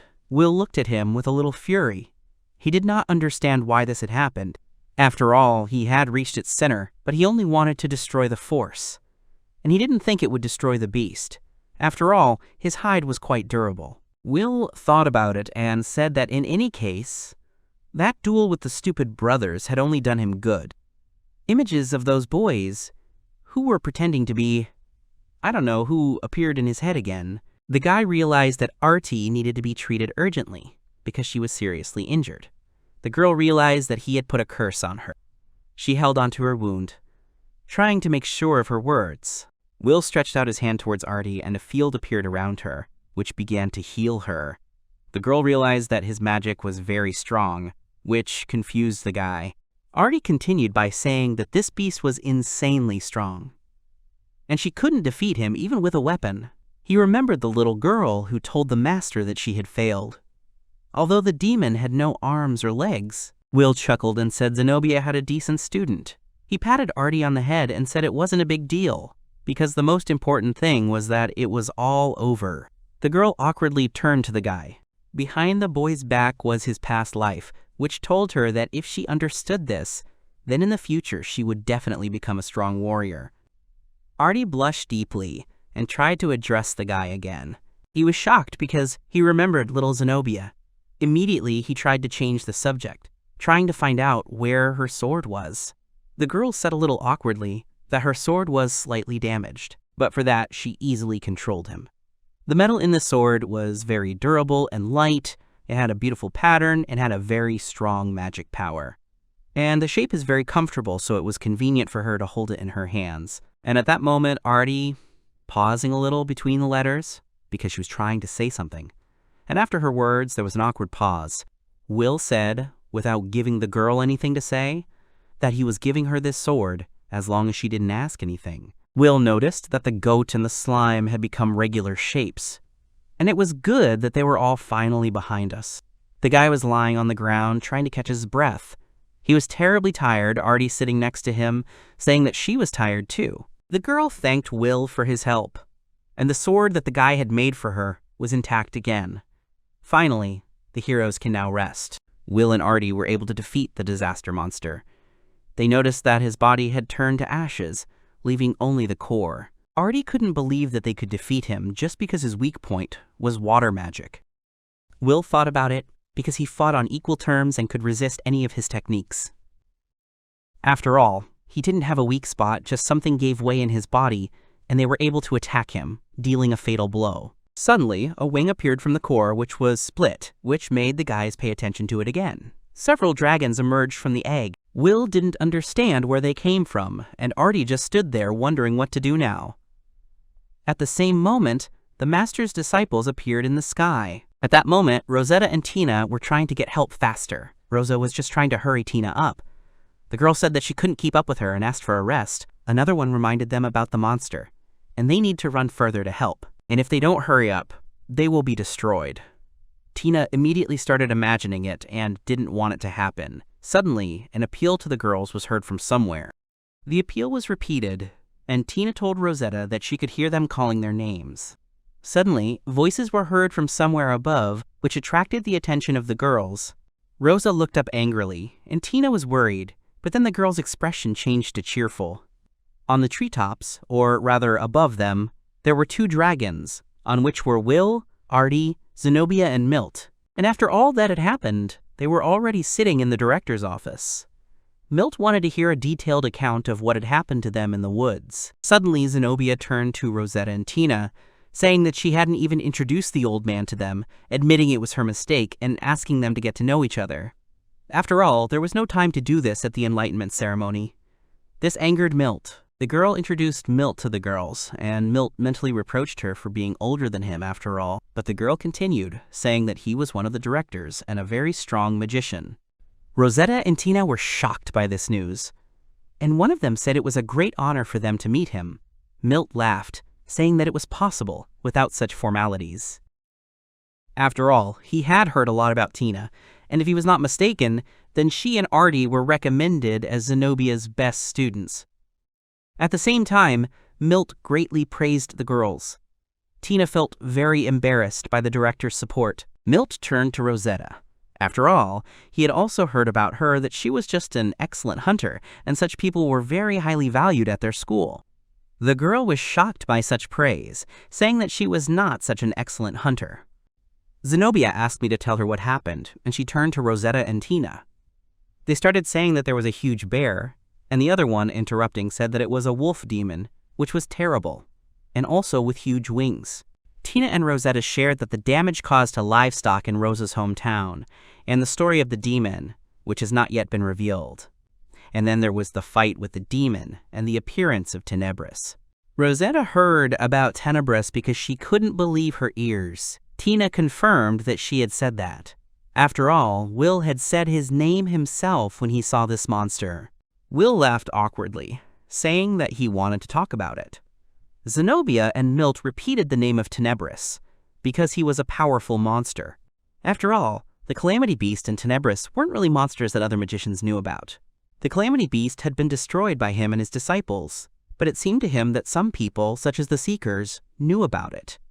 The Great Master and his disciples defeated a powerful demon king who wanted to destroy humanity, and it looked like the Guardian Army was skillfully manipulating this information, carefully hiding it. Zenobia didn't know what to do now.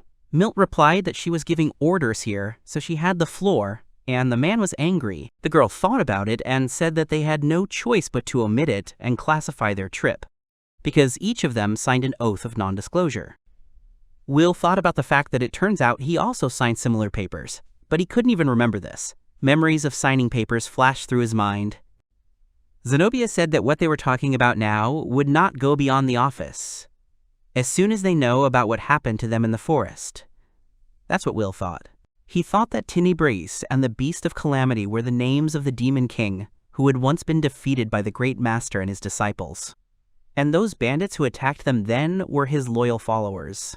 The rescue agency was created specifically to destroy and combat this cult, and not a single living soul knew what secrets the Keepers kept. Zenobia assumed that Tina had been told everything by her teacher, and Will kept thinking that it was a good thing that he didn't talk about the resurrection of the beast and his real identity. Rosetta, with a serious face, said that she had also been told about it, and she thought that the truth was special. Zenobia said they needed someone with her abilities, so they went to her for help. The girl blushed and laughed awkwardly. Will realized that Rosetta and Tina were incredibly similar to each other, but Rosetta didn't understand what about Artie and Will.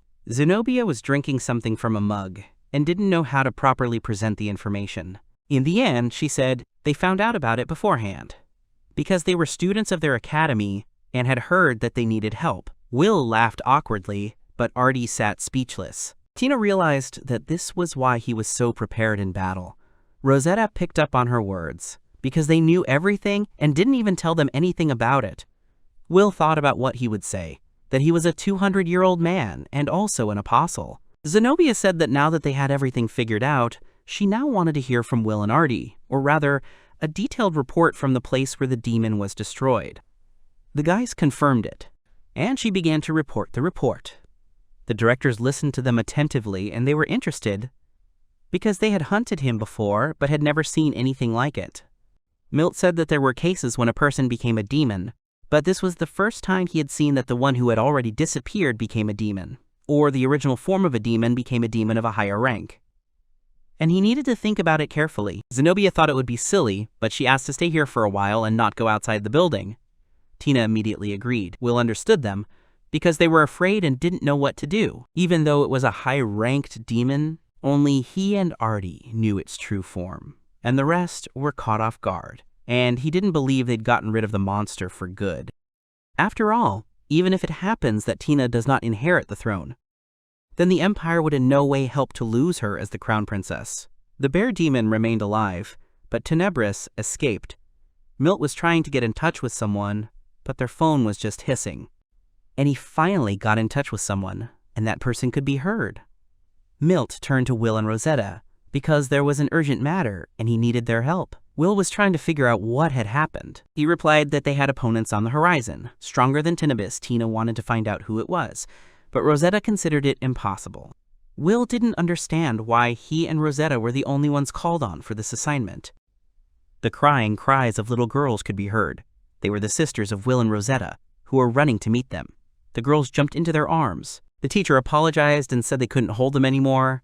After all, they were so worried that they asked to see them as soon as possible. Will also apologized and said that they had caused them too much trouble. Saria wanted to know that her brother was okay, because she was very worried about him. Will apologized to her for making her worry, and he was fine. And only the clothes were slightly tattered. It scared the little sister. The guy said he got a little carried away when he was playing with a goat and a baby bear. The girl was shocked when she heard about the bear and the goat. She repeated his words that he was playing with them. The guy apologized, but immediately added that now they have a new family member. The girl rolled her eyes in disbelief, and the bleating of a goat was heard in the room, as well as Saria's joyful exclamation. In Will's room, Saria was asking the goat to give her a paw. At the same time, the girl gave him a name, and now his name is Belyash. He put his paw on her head and started bleeding. Will started laughing at the ridiculous picture. The girl did not give up and asked to repeat the goat again. She asked me to look at her hand and repeat after her. All of their beasts possessed divine power. In his memories, there was Run, who also put his paw on Saria's head. She was crazy about them, and it seemed that she liked the kid. Will remembered that Saria had named her pet Whitey, and the goat seems to have settled in too. And he no longer seemed like a dangerous animal, although he sometimes shows his temper by butting into Will's leg. He did not understand why he was doing this, because he was not his enemy. It was all good, of course. He was interrupted from his thoughts by a knock on the door. Someone was asking to come in the door. It was Artie, and Will let her in. The girl said they needed to hurry up, and the guy said he was on his way. Suddenly, the girl was dumbfounded. She hadn't expected to see so many animals in the room. All the animals made their sounds in greeting. Will smiled awkwardly and said that Soraya thought they had too few animals, and he needs to take her to the nursery. Artie said she'd see them off. The guy understood that, perhaps, this was Zenobia's order, but she shouldn't worry and she shouldn't go after him, but rather wait here. She said she wanted to go there herself. Soraya wanted to go with Will and Artie's sister. The girl smiled and turned to Will's sister, saying that she would accompany them. The guy said they had to hurry now. Milt talked to Will, realizing that he was in the body of a little boy and his magic power was weak and a little unstable. The man still did not understand how they were able to split the core into two halves. Will also thought it was impossible. But thanks to the help of the guys and Artie's distraction, he was able to focus and direct his power against the demon. In addition, he saw that the water magic was negatively working on the demon, blocking its actions, but the Beast of Calamity was trying to redirect energy to it in order to do something. Before that, they didn't know anything about the demon's weaknesses. Will understood everything, but he didn't understand that they couldn't work out his actions and at least roughly find out what kind of power the monster of disaster had. And anyway, thanks to them, we finally managed to find out. Milt confirmed his thoughts. And he added that he had one suggestion for them and 3 requests. Will was surprised by this, but he waited for the man to tell him. He said that first of all, could they help him in the investigation of the disaster monster and his henchmen? Will said he didn't mind cooperating. Milt said that Will could use his office whenever he wanted, because the necessary papers and documents were stored there, and the poet's work would become much easier. And he'll tell them later when they start investigating. Will understood and thanked me. He also decided to talk about requests. He would like Artie to become his teacher, since he and she need constant practice. The guy said he didn't mind. Moving around the school would be much freer. Will said that someone might suspect that he, being the best student with the divine beasts, was training with the girl. Zenobia was feeding the animals. And Milt said that in order to confirm the animals, educational guidelines are needed. They need to train harder to gain the necessary skills. There are many applicants who want to work with them. Will thought it was reasonable, but so that everyone mistakenly perceived the measurement results as their abilities. Milt said we could move on to the second request. They wanted to know something. Will wondered what exactly he wanted to tell him. Milt wanted to know what Rosetta's abilities were as a potential hunter.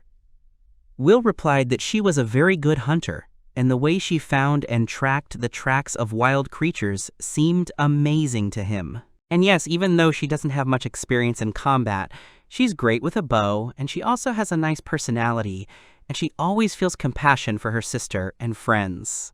Zenobia marveled at the girl. She thought they were really a great 4-person team, and they just balance each other well, using every power. Will was a magician, Artie was a swordsman, Tina was a healer, Rosetta was a hunter. Will confirmed his words, saying that he also wants to work with them in the future. Milt thanked him, saying they appreciated it. The guy asked the man what the third request was, because he thought that was all he wanted to talk about. But the man continued, saying that they would like to talk more about Rosetta, or rather, about her future stay here. Will didn't know what he was talking about. He wanted Rosetta to become Regina's student, because Regina had no equal in possession of weapons. She is an excellent archer and swordsman. Will understood everything, but he didn't understand what was wrong with that. Milt said irritably that it was bad that Regina wasn't taking students. Will blushed, realizing that this was about the girl. The man agreed, saying that it would take a long time to tell the reason. Will waited for an explanation. The man said that the story happened 90 years ago, and then she had one student. Regina loved and respected him very much, devoting all her free time to him. And one day, her hometown and their country were attacked by demons. While Regina was protecting the people of his homeland, he was protecting the country by acting as a human shield and keeping the demons away from the gates of the building. After some time, they returned back and defeated the demon. But it was too late, as the student suffered a fatal wound. And after seeing how Regina defeated the demon, he disappeared with a smile on his face. She raised a really strong student. Then, on the day of that battle, he was by his side and saw everything with his own eyes. But the demons are too strong to deal with them alone. The enemies had deliberately planned everything so that Regina would be absent while they dealt with her beloved student. After that, her only words were that she would never take students again. Will wanted to know if he was sure Rosetta could be trusted with her, or what his request was.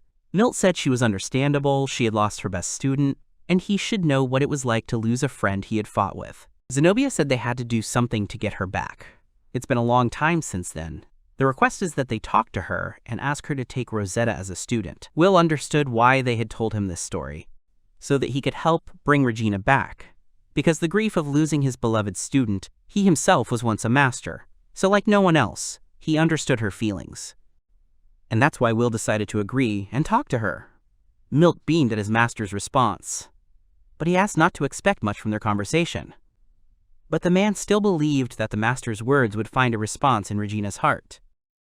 Will wanted to make sure that was all they wanted to tell him. Milt confirmed and thanked him for listening to him. The guy decided to remind them of what they had talked about earlier. Suddenly, Zenobia said she wanted to get started immediately and wanted to ask Milt if she could use his room to investigate. This confused the man, and he did not know what to say to her. In the end, she suggested that he at least clean up his office first, because he had so much junk there, and the master would not even be able to find the papers he needed. This greatly angered Milt. He turned to the girl and said that there were a lot of necessary things in his office that should not be thrown away. Zenobia sarcastically said that she was wondering what kind of things they were. There was an awkward pause and silence fell in the office.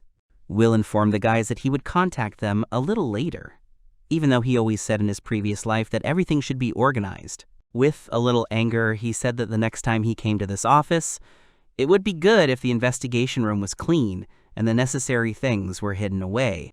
Milt was embarrassed and said that he understood everything and apologized. Will went through the door and saw a girl who was waiting for him. It was Artie, and her appearance surprised the guy a lot, but the girl was unperturbed. The guy realized that she had been waiting for him here all the time. The girl said he shouldn't worry about it because it was part of his assignment. The guy exhaled from impotence against her. Will reached out to Artie because he wanted to ask her if she had a minute. It was a place that looked like a dining room and the guys were sitting in it. The guy started talking and said that even though he had talked about it earlier, she didn't have to follow him around. Artie thought it annoyed him, but he said that wasn't the point. She looked at him for a long time with a serious face, which embarrassed the guy. The guy started to address the girl, thus embarrassing her now. But there's actually something he'd like to ask her. Finally, the guy said he didn't understand why she was so desperate to get close to him, and he was really interested in finding out. The girl immediately started apologizing and saying that it wasn't what he could have thought of. He confusedly said that he hadn't thought about anything like that, but it just became interesting. Artie was very worried about him. Will thought that these experiences were not accidental. She knows who Tenebris is, because she was sure Zenobia had definitely told her about him. When he attacked them, he was too carried away to say anything about him. Artie knew everything about Will and this monster. The girl was embarrassed by her words. She thought she really should apologize for finding out his secret that he had been keeping all this time. Will asked me not to apologize because everything was fine. Will turned to Artie again, because there was something else she didn't know about him. To be more precise, his real name.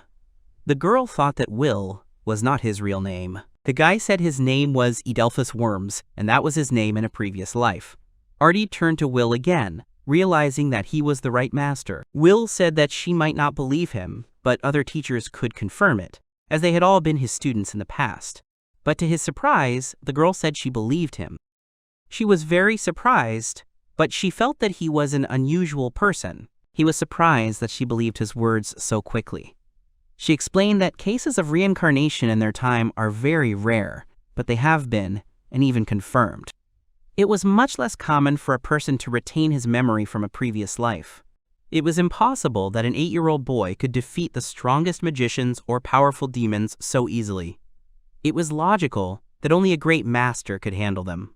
Will said that he had defeated them all only because of her help. The girl remembered something else and decided to find out, thinking that animals are also divine. The guy confirmed it and said that he just wanted to talk about them. He wanted to tell me that a goddess had made him like this. Artie thought he must be a favorite of the gods. Then he told Artie how he had come from his death to the present day. The girl did not understand what kind of divine guardians, beasts, and half-breeds they were. And I realized that it was all true. Will explained that ordinary animals would not be able to possess such power, so everything was obvious. The guy said that everything he had just told them was now their secret, and no one except Zenobia and the other teachers knows about it. Artie asked me not to worry, because she wouldn't tell anyone, but she didn't understand why he told her. He said it was because he trusted her as he trusted himself. The girl was very confused by this answer, and even though she is one of the rescuers, he saw how she risked her life for his sake. Artie said that's what anyone would do if they were in her shoes. The guy was embarrassed and silent, but then he turned to Artie because he had one request. The girl began to listen to him attentively. He wanted her to fight the monster of disaster with him. Will wanted a decent man standing next to him, fighting evil, just like 100 years ago. The girl thought about it, because she would be next to the master, and knowing all his background. She took a short pause, and said that it was a great honor for her to participate in the battle with the great master, and she would do her best not to let him down. Will thanked Artie and said he really wanted her to continue treating him like Will, not a master. She just said whatever you say, Will, and I hoped that they would work well together. The guy wanted to know how she felt about working out today. Artie agreed and said she could show him a couple of new tricks. Suddenly, outside the door, someone was looking for Will because they needed to tell him something. There was Tina and Rosetta, who were upset about something. They found out that he wanted them to join him. There were already 4 cups of tea on the table. Will said that they had very good training, and he had already seen this several times, both during the entrance exams and in the forest when they rescued him. The girls trained every day, but they didn't understand why he was suddenly suggesting that they team up. Tina wasn't very good at fighting, so she didn't think she was much use. Rosa is also not in the physical shape she can be in, and in their last mission they had to run for help, and they couldn't help them. He knew that they would quickly agree to his proposal, and he invited them to listen to him because he wanted to do something, namely, to unite with them, so that in the future they can defeat the monster of disaster and other demons. To do this, they must constantly train to improve their skills in magic, and it turned out that he wanted to gather them all, to destroy the monster of disaster. Will said with a serious face that they understood correctly. Even if they don't have time to get together and train, schoolwork will be enough to gain knowledge and improve their tactics. Tina is also Dion's student, so she's in good hands. He was a little confused. It's not that he doesn't trust them, but unlike Artie, Tina and Rosetta are academy students who have nothing to do with the Salvation Army yet. Tina was a princess, and Rosetta has a sister. And if there are disasters during the battle with the beast, something will happen to them. Will's thoughts were interrupted by Tina, who was puzzled by something. She said she wasn't strong enough to fight. She often got confused and ran away, hiding in the bushes, and was simply useless in battles. The girl said she couldn't forgive herself for that, but this time she wanted to overcome her fears and help Will fight the monster. She wanted to take a chance and prove to herself that she was strong and could stand up for her friends, protecting them from the monster of disaster. Rosetta thought exactly the same way as Tina, so she agreed with every word she said. She wanted to help Will and fight side by side against the demon, because if they invade their lands, innocent people may suffer, and if anything happened to her sister, she would never forgive herself. Therefore, she wants to become stronger, and wants to protect not only Rose, but also Will, because they are friends. And that meant they had to help each other. The guy was amazed by how excited they were. He apologized for putting pressure on them with his requests, but he was pleased that they all decided to help and support him. Still, he wanted to ask them again, even though he already knew the answer. Did he want to make sure that they would team up with him to fight the disaster beast? The girls happily said that they were friends, and of course they would help. Will said they can start training right now. The girls immediately agreed with this. All of this brought back old memories to him when his students, as children, also stood next to him. He knew he was lucky. First, the girls had to try to defeat Will using only hand-to-hand combat. He encouraged the girls and waited for them to attack. The girls weren't ready for this. Regina said that her work was over for today and it was time for her to get back, and also to teach a lesson to the boy who decided to present himself as a master.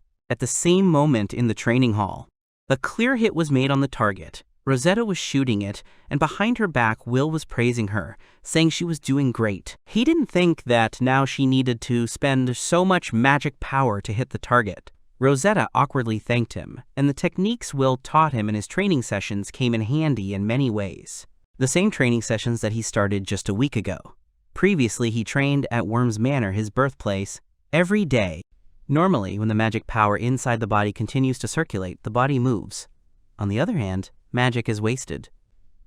The circulation adapts and accelerates. At the same time, the control of magic power has also improved. Behind Will and Rosetta, there was the sound of blows. It was Tina who used fireballs. She hit all the targets with all the charges and hoped that Will saw it. The guy said he saw it, and she did it cool. The guy's gaze went to the last girl, or rather to Artie, who was running at high speed and pulling out a sword. She hit all the targets in different places. The girl exhaled and Will began to smile broadly, because that's what he expected from Artie, namely, excellent swordsmanship. At first, all the movement was also clumsy. However, with the addition of magic power, the situation stabilized. Artie said she was in great shape today. Rosetta was smiling, and just as she thought, the two of them were so strong. Will asked her not to worry about it, because she was making progress on her own. Besides, the two people here have advantages due to the fact that they are the disciples of the great sages. That's why everything is fine now, and she doesn't have to worry about it. The girl thought about it, because she did not expect to hear such a thing addressed to her. Will also told Tina that she was making no progress in controlling magic. She has the power of fireballs, and her shooting accuracy is in poor condition. The girl did not expect that her powers would not be praised, unlike the others. And Tina realized that Will had used magic power in that fight, and the guy immediately confirmed it. Then Will talked to Artie again, who asked the master about close combat, and the guy supported her. He said that Artie had mastered magic power brilliantly, but if she trained, she would be able to use it just as skillfully to strengthen her body. The girl understood everything, and for this purpose she will do everything possible. And then he decided to find out how she liked her new sword. The girl immediately said that the weight and length were such that they met all her needs. The sword was magnificent, and felt like it was part of her body. When destroying the Makuma, namely the demon bear, the sword became very easy to use. Due to the fact that he made it in a hurry, its quality would drop along with its durability every time he used it. Will said that she could be proud of this sword now. After all, this sword is an improvisation, one of the ideas, and considering this, she should be more attentive to the details. He made the sword carefully, choosing the materials so that it would fit all the fights. Artie understood his fiction, but she was interested in something else. Namely, where did he find such materials for this sword? The smart young man and the sword master enthusiastically joined forces, and it was like a sword on the same level as the legendary one. The production control was Zenobia. The production itself was Adelphus, sponsored by Milt Resources. Will said that he was far from such a thing. The girl felt sorry, because she thanked her terracing for such a short time. The guy was surprised that the girl named the sword. He thought about it. As expected of a sword master according to his position, he also equipped himself with weapons. Before using Artie's sword, it was necessary to learn how to use it as well. In the early days, it is better to develop magical powers. Will was thinking about taking advantage of Rosetta's offer and having a great time with her. However, if the wizards are better than the master blacksmiths with this case, Artie thought about the blacksmith's house, created by a man from books. Will didn't understand why this particular sword's name was terracing. As Will expected, the sword filled in the name. Rosetta looked at Artie and was amazed at her movements. She wasn't sure she was capable of the same success. The next day came. Tina ran towards Will and greeted him. "There should be interesting lessons starting today," Tina said enthusiastically. Rosetta agreed and said they were going to have a good time. Tina's goal was to become #1 in the medicine classes. Rosetta offered to go with them. Will thought again, because by some miracle they had chosen the same electives. Tina asked Will if he had received his assignments. The guy didn't know what to say to her. After all, I'll only have to do something for the exam at the end of the semester. It amazed the girls. Tina said, frustrated, that they wouldn't be doing assignments together anymore, and Rosetta was just waiting for this. The guy now began to feel guilty. Rosetta and Artie were so different. The seller thought she might want to buy a new sword. Artie expected this from Will. The lessons at the academy were now a priority. Will had slain the beast with such skill, and now it seemed he wasn't going to use it. To be honest, Rosetta wasn't sure she was capable of the same success. At the same time, in the director's office, the guy announced that Will Worms was here. He was told to come in, and the guy thought he was being approached informally. Slime and a goat immediately tried to run into the door, and the guy tried to stop them. And then something caught his attention. There was someone else sitting on the couch. Will was addressed as Will Worms. The guy confirmed that it was him, and said that they hadn't seen each other for a long time, calling the unknown Regina. The girl slammed her hand on the table, asking him to back off because she was talking to him. Will laughed and told her that she was as shallow as she was. The girl was shocked by his words. She told him to shut up and called him a brute. The girl was addressed by name to silence her. It was Dion who told Will that in his new life he had questioned Milt and Zenobia about various stories in detail. Will told Dion in response that it had been a long time, namely 100 years ago. The guy wanted him to understand that. After all, he thought that about 100 years ago, he was 2 meters tall. Dion laughed and said that if it was like that 100 years ago, a lot has changed since then. Will grinned and said that was true, because everything had changed so much in 100 years that he was still amazed. Regina shouted at Dion not to get too close to him, and then she flew up to the guy, grabbing him by the collar. She said he could fool Zenobia and Milt, but he wouldn't fool her. The magical animals began to make their sounds, and Zenobia sadly watched as the master and Regina quarreled. The guy turned to Fury and Belyash, saying that everything was fine, and she's a friend, not an enemy. The girl thought that he was going to continue impersonating the master, but he interrupted her, saying that he was their master. Then the girl asked to prove it, and Will gladly agreed. The guy remembered that Regina must remember the promise she made to him as a child. The girl asked, startled, and the memory of making a promise flashed through her mind. Her promise sounded like she would definitely become strong, and she promised it. Will said she gave him her word to take good care of her guns. Regina was furious and didn't understand what to make of it, because he was 5 years old at the time. And yet, out of curiosity, she snuck into his laboratory and, when she saw stuffed marine animals, she was scared and burst into tears. The girl called Will a master and said that he had promised to keep it a secret. But that didn't prove anything, the guy said mockingly. And he also decided to remind Zenobia about the sword. She had already asked him to keep quiet. Zenobia didn't understand what was going on, but Regina was already screaming with joy. She burst into tears, hugging the master by the neck.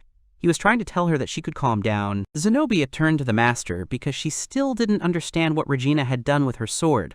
But the girl told Will that she missed him a lot. Dion extended his hand and said that he was also glad to see this meeting and was glad that he was okay. Will was very happy about it too. But then suddenly he said, already turning towards Dion, thinking that it was worth telling another old story so that he would be convinced. He started talking, and Dion said that he had no doubt from the very beginning that this was their master. When they finally met, they were all waiting for Will to tell them what had happened to him over the past 100 years. The guy thought she must have heard the story from Zenobia. She didn't say anything, thinking that they would want to hear firsthand. Regina wanted to hear about how he defeated Tenebris, and I was waiting for a detailed story. The guy couldn't say a word from such a tight hug. The girl grabbed his hand and pulled him onto the sofa so that he could tell her everything. With this gesture, the girl surprised him because he did not expect such interest in this story. Will did not understand what Regina was doing. She was trying to get enough of the master's presence with a blissful smile and hugged him. But Will didn't understand what else it was. The girl said that he would grow up soon anyway, so she wanted to cuddle their master while he was still small. Puzzled, Will told her to do whatever she wanted. The story was about what happened after Will's reincarnation. When Regina heard this story, she said she would not forgive them for bullying the master, and she was going to destroy the Worms family. Will told her not to worry about him, because as long as they didn't harm others, they could be ignored. The girl sadly agreed with his words. Dion told Regina that those who have the power must be restrained. She knew it, but Dion still unites them all. All of Will's students came to him as children, and he actually raised Dion from an egg. And since he was his first student and the eldest among the others, he always brought them all together. Regina thought they had caused Dion a lot of trouble. He immediately began to deny it, because he was just doing his best. Will approached Dion and told him that he was doing well, which surprised the first student. It was obvious that he had worked hard in his absence. At the same time, they thanked him. Dion let a tear run down his cheek. He apologized and explained his tears by saying that he was emotional. Will told him not to think about it, and Belyash immediately began to lick his cheeks, which were salty from tears. Will apologized, saying that he was still a kid. Dion happily said that there was nothing wrong with that, because Belyash was a sweet child. But this did not mean that he could sit on his head, to which Dion said that everything was fine. Milt decided to move on to a conversation about further actions. He was wondering how his meeting with Tina and the girls went. He replied that everything was fine and they had already started training. He also told them that he intended to end the Beast of Calamity. Milt was also interested in the fact that his true identity could be revealed, to which Will replied that he had only told Artie. The guy thought that compared to Artie, Tina wasn't ready for this yet, and it's unlikely that they weren't prepared enough at that moment. It's just that the girls were on a completely different level, unlike Artie, who had already joined the rescue squad. And if they found out, he would have to leave. Dion thanked me for understanding. Will would like to discuss something with Regina, because among the students, the master's wards, there is a hunter named Rosetta. Regina said that she had already heard that name in conversation, and I thought that she had proved herself in the demon hunt. The guy decided to try to offer her to take Rosetta to his students. The girl sadly said that he was talking about it again, and added that he knew that she was not fit to be a teacher, and Milt was more suitable for this role. Milt said he was already listed as the master's teacher, at least on paper. Zenobia was already Artie's teacher, and Dion was Tina's teacher. So now she was the only one who didn't take a disciple. But even if Milt is just a make-believe master, and he takes Rosetta as a second student, this is an additional burden on him.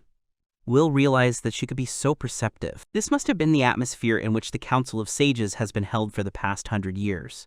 And as their teacher, he was pleased to watch this. Dion agreed with Regina, she didn't even doubt it. Milt shouted Dion's name. However, he also felt that she should take on a student. Regina was upset that he said that. Will realized that this issue had been discussed more than once. Regina was thinking about what she was doing wrong, who should take on a student, and wanted to know what the master thought about it. She didn't think she was someone who could have a student, but the master did not see this as a problem. The girl tried to explain that she was still weak, but Will didn't think so because he thought she was very strong. Dion said that if she wasn't ready, then they were even more so. Regina was worried because what if she got her student into trouble again? Will said that then they would do everything to prevent this from happening. She was sorry that she couldn't do anything back then. Will wondered if that thought was bothering her all the time. And that's why he thinks it's better for her to put her soul into another student now. Regina didn't know if she could, because she was afraid she wasn't ready yet. Will smiled and said she could do anything. He knew what he was saying, because he had raised her and asked her to believe him. The girl said that since he thought so, the guy immediately happily said her name. Regina said what it meant, and it was time for her to take on an apprentice. Everyone happily started shouting her name, thus embarrassing her. But she will make the final decision after she personally meets with Rosetta and sees what she is made of. Will said he would have taken her to her place right now, of course, but she was still in class. Regina said she needed to get ready too, so she thought it would be better if it was tomorrow. Milt was very surprised that she needed to prepare. Regina walked down the hallway thinking about Rosetta. She was looking forward to meeting her. It was already such a time that the lessons were over. Tina ran after the hunter and shouted her name, because she wanted to know if she was out of lessons so she could practice. Rosetta said that she had some business to attend to today, and after that, she apologized to Tina. She felt sorry that she wouldn't be able to practice, and the girls said goodbye to each other, happily waving their hands. Rosetta thought that if she tried harder, she hoped she wouldn't drag everyone down. 4 guys were standing in front of the director's office. Rosetta was very nervous. Before meeting with the director, Artie said that one day she would get used to it. But Will scolded Whitey because he started behaving badly when he stopped staying at home. Artie stood in front of the door and said that they were invited by the Madam Director herself. She apologized for waiting and invited them to come into the office. The door rang and opened. Zenobia was sitting at her desk and said that it was good that they had come. The girl was glad to see everyone. Rosetta was surprised that she was glad to see them all, including her. Zenobia turned to someone, saying that she could go out now. An ominous, loud laugh rang out, which confused all the girls. Someone said that they were going to destroy the disaster monster, and Hiyoshiko thanks them for that, and it was she who held a seat on the Council of Sages. It was Regina Idoru's hero, Gracia, here. The girl was wearing armor and had an axe in her hands. Tina and Rosetta began to tremble with fear. She was ready to accept a new rank, just to keep destroying. She wanted to know if they had any future plans for Hiyoshiko. Tina curtsied and said that she was glad to meet you, and also introduced herself. She did everything according to all the rules of etiquette, but that's what you'd expect from an emperor's daughter. Regina narrowed her eyes so that it was visible, even through her mask. She said that Tina was Dion's student and she would do her best for her. And she was waiting for some instructions from the girl, but she just thanked her. The girl in the armor couldn't believe it. When she saw Rosetta in front of her, she was scared and excited, but she was able to say that she was glad to meet her. The armored knight's eyes shone, scaring the girl even more. Will stepped between Rosetta and Regina to calm the flare-ups between them.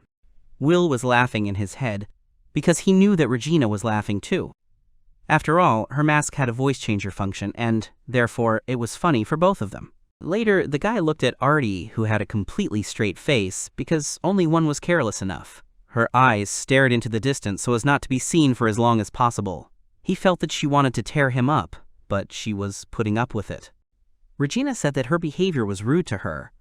But then she said that, in fact, Sophia recommended that Rosetta be made her student. The girl was shaking. She couldn't believe what she had heard. But of course, it was an honor for her to teach a girl with such talent. Rosetta raised her hands in denial and defense, because the knight's words clearly did not coincide with her opinion. The knight noticed her gaze, even through the narrow slits for her eyes.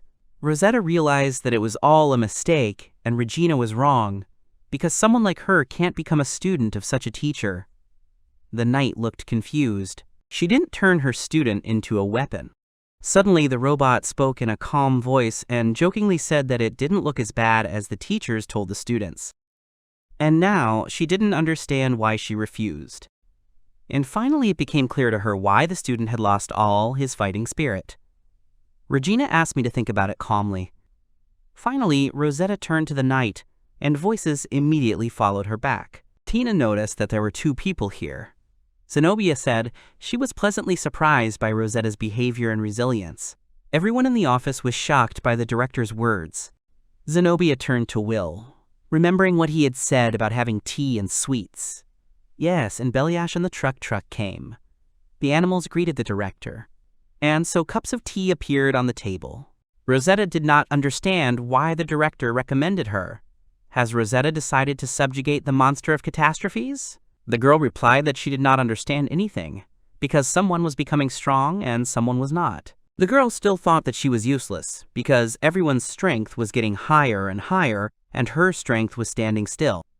Zenobia smiled and said that in that case, she thought Regina's student had the best of everything.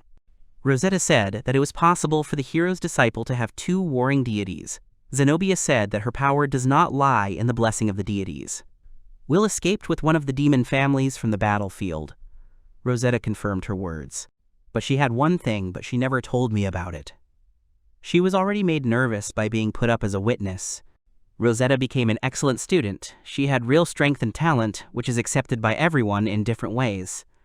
Will's animals were sitting at Zenobia's feet, making cute noises. Besides, Regina was waiting for an opportunity to make Rosetta her student. But the director said she would find out the details soon. And to tell the truth, even if she doesn't have talent, she still surpassed herself in the test. Will thought that she had said that Rosetta had made mistakes many times during the preparation. In addition, the director added that she can say for sure that she has no flaws. And she shouldn't rush, but first she needs to think, and therefore already decide. Rosetta happily agreed. Suddenly, Belyashik ran away and got to the sweets of the director's mistress, and the goat was called a very greedy boy. After that conversation, 2 little girls were sleeping in Will's room, and the guys were talking. Tina said it would be great if she became a student. Artie agreed. And Will noticed Rosetta's sad expression and wondered what she was worried about. The girl kept thinking about those beautiful words, about if there is a level of Will's talents, then probably only work will not help her. And to be honest, she doesn't understand how to do it better here. Will suggested talking to the students. Rosetta remembered that Tina had once said that she wasn't going to become an apprentice. And it was the same with Rosetta right now, because she was feeling guilty right now. Zenobia said they were even a little early today, and if they want to meet Dion's student, then they should run for a jog right now. But in fact, Dion was in the organization right now because he was preparing a training session.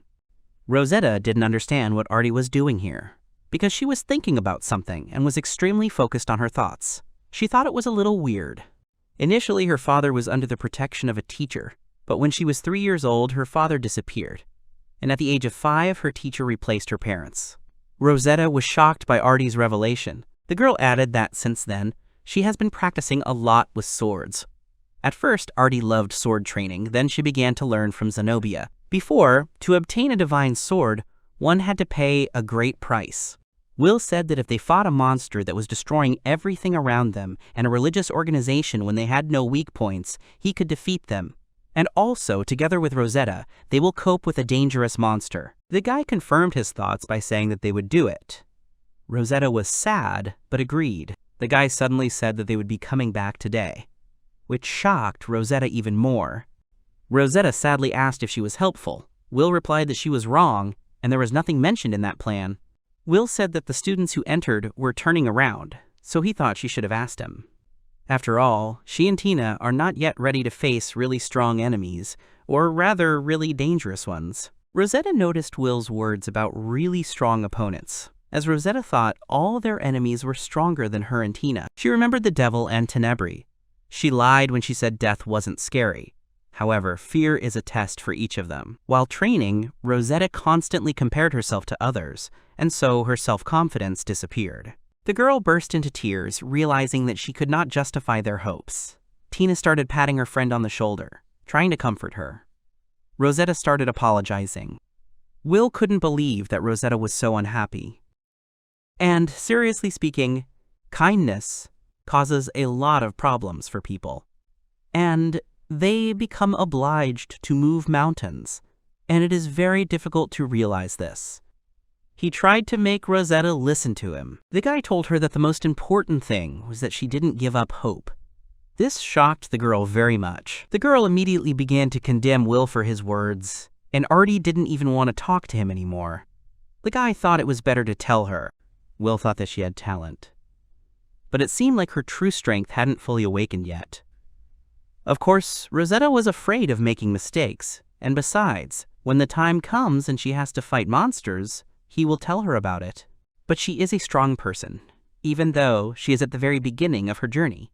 He turned to Rosetta again, saying that she herself could become an excellent student. In addition, if Zenobia feels that the strength of his students is different, then they will have to give everyone the same load. Rosetta didn't understand how it happened. The headmistress recommended that Regina take the test. It took her a lot of effort to complete it, but she still got a good result. And yet, out of 10,000, there was one mistake. If she succeeded, then Regina's desire is to become stronger. And Rosetta should just be confident in her abilities. The girl's ears twitched, and she said with full confidence that she would pass the test that Regina took. The guys were delighted with her attitude and said they would definitely help her. She thanked them with a warm smile. Tina said it's more fun with company. Rosetta tried to stop her, but Will interrupted her, saying that in that case she could handle it. Artie thought so too. Finally, a knight appeared in front of her who wanted to make sure she was ready. Rosetta confidently said that she was ready and asked to take the exam from her. The knight said it looked like she was really prepared. Behind her back, Will said with a grin that she wouldn't have prepared for them. Regina, wearing a mask, turned to Will, thinking that his health would not allow it. He told her in his thoughts that she could have been more patient. Artie addressed Zenobia, saying that she would make sure that there was always tea in her cup today. She thanked her. The Madam Director was already at the table, and Will hoped she wouldn't notice the way Regina was acting. The knight thought that he was afraid, But he replied that someone was so childish at one time that even Zenobia's sword was interrupted by Regina, saying that she would tell the essence of the test and she would explain only once. As she said before, her task is simple. In the dungeon, having reached its very depths, you will need to show all your skills. The girl only now realized that she would go alone. And I realized what the problem was, that the scout's role was to protect Pat, and I decided to go alone.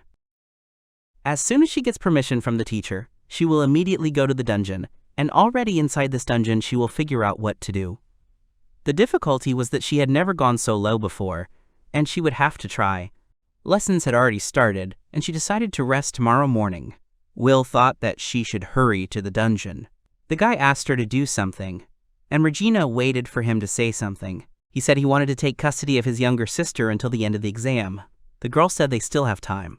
Zenobia got up from her seat, saying that the children had stayed too long at home, and they should visit them before leaving. And now that they had time, they could go get ready, and Tina had to go with them. Saria realized that her brother was busy today, and Will himself confirmed this, but he promised that next time he would have to come back in 2 days.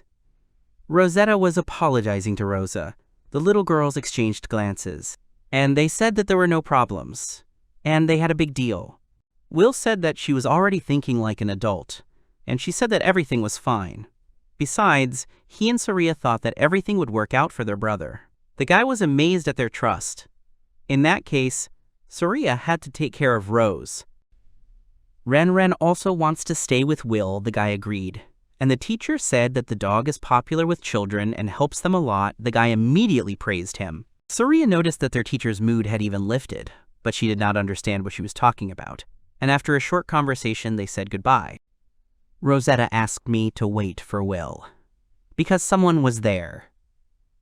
Zenobia looked at the girl and said after a pause that since she was here, they had prepared something. Rosetta frowned. There were various objects on the table, and Rosetta didn't understand what they were. Zenobia thought they were needed to explore the dungeon. It will take a long time to get to the right place. There would be no shops to buy everything, and she had to choose the most necessary things. Tina and Rosetta had to choose everything wisely. Tina informed me that she was done with the selection, and Rosetta asked me to wait a bit. Zenobia reassured the girl, saying that there was still time. She was choosing between magic torches and a spare bow and arrow. That's why she asked me to wait again. But now they were already near the dungeon with different dragons. Some guy contacted Zenobia, saying that they would be happy to help at any time. She replied that they were always at her fingertips. Will was amazed at the beauty of the building. And there are couples who will go together, namely Tina and Rosetta and Artie and Will. The guy looked at the approaching dragon and wanted to fly on it. He allowed it, and Will thanked him. The guy had already sat on the dragon and was offering his hand to Artie, who said it was ugly. The girl sat behind Will and hugged him. A blush of embarrassment already appeared on her face. Artie wanted to say something but immediately asked him to forget it. As a child, Mrs. Director used to ride her on a horse, and Will started laughing because he had already imagined this picture. Suddenly, a strong wind blew across the girl's face, and Will shouted at her to hold on. In the sky, 2 large dragons could be seen flying into the distance.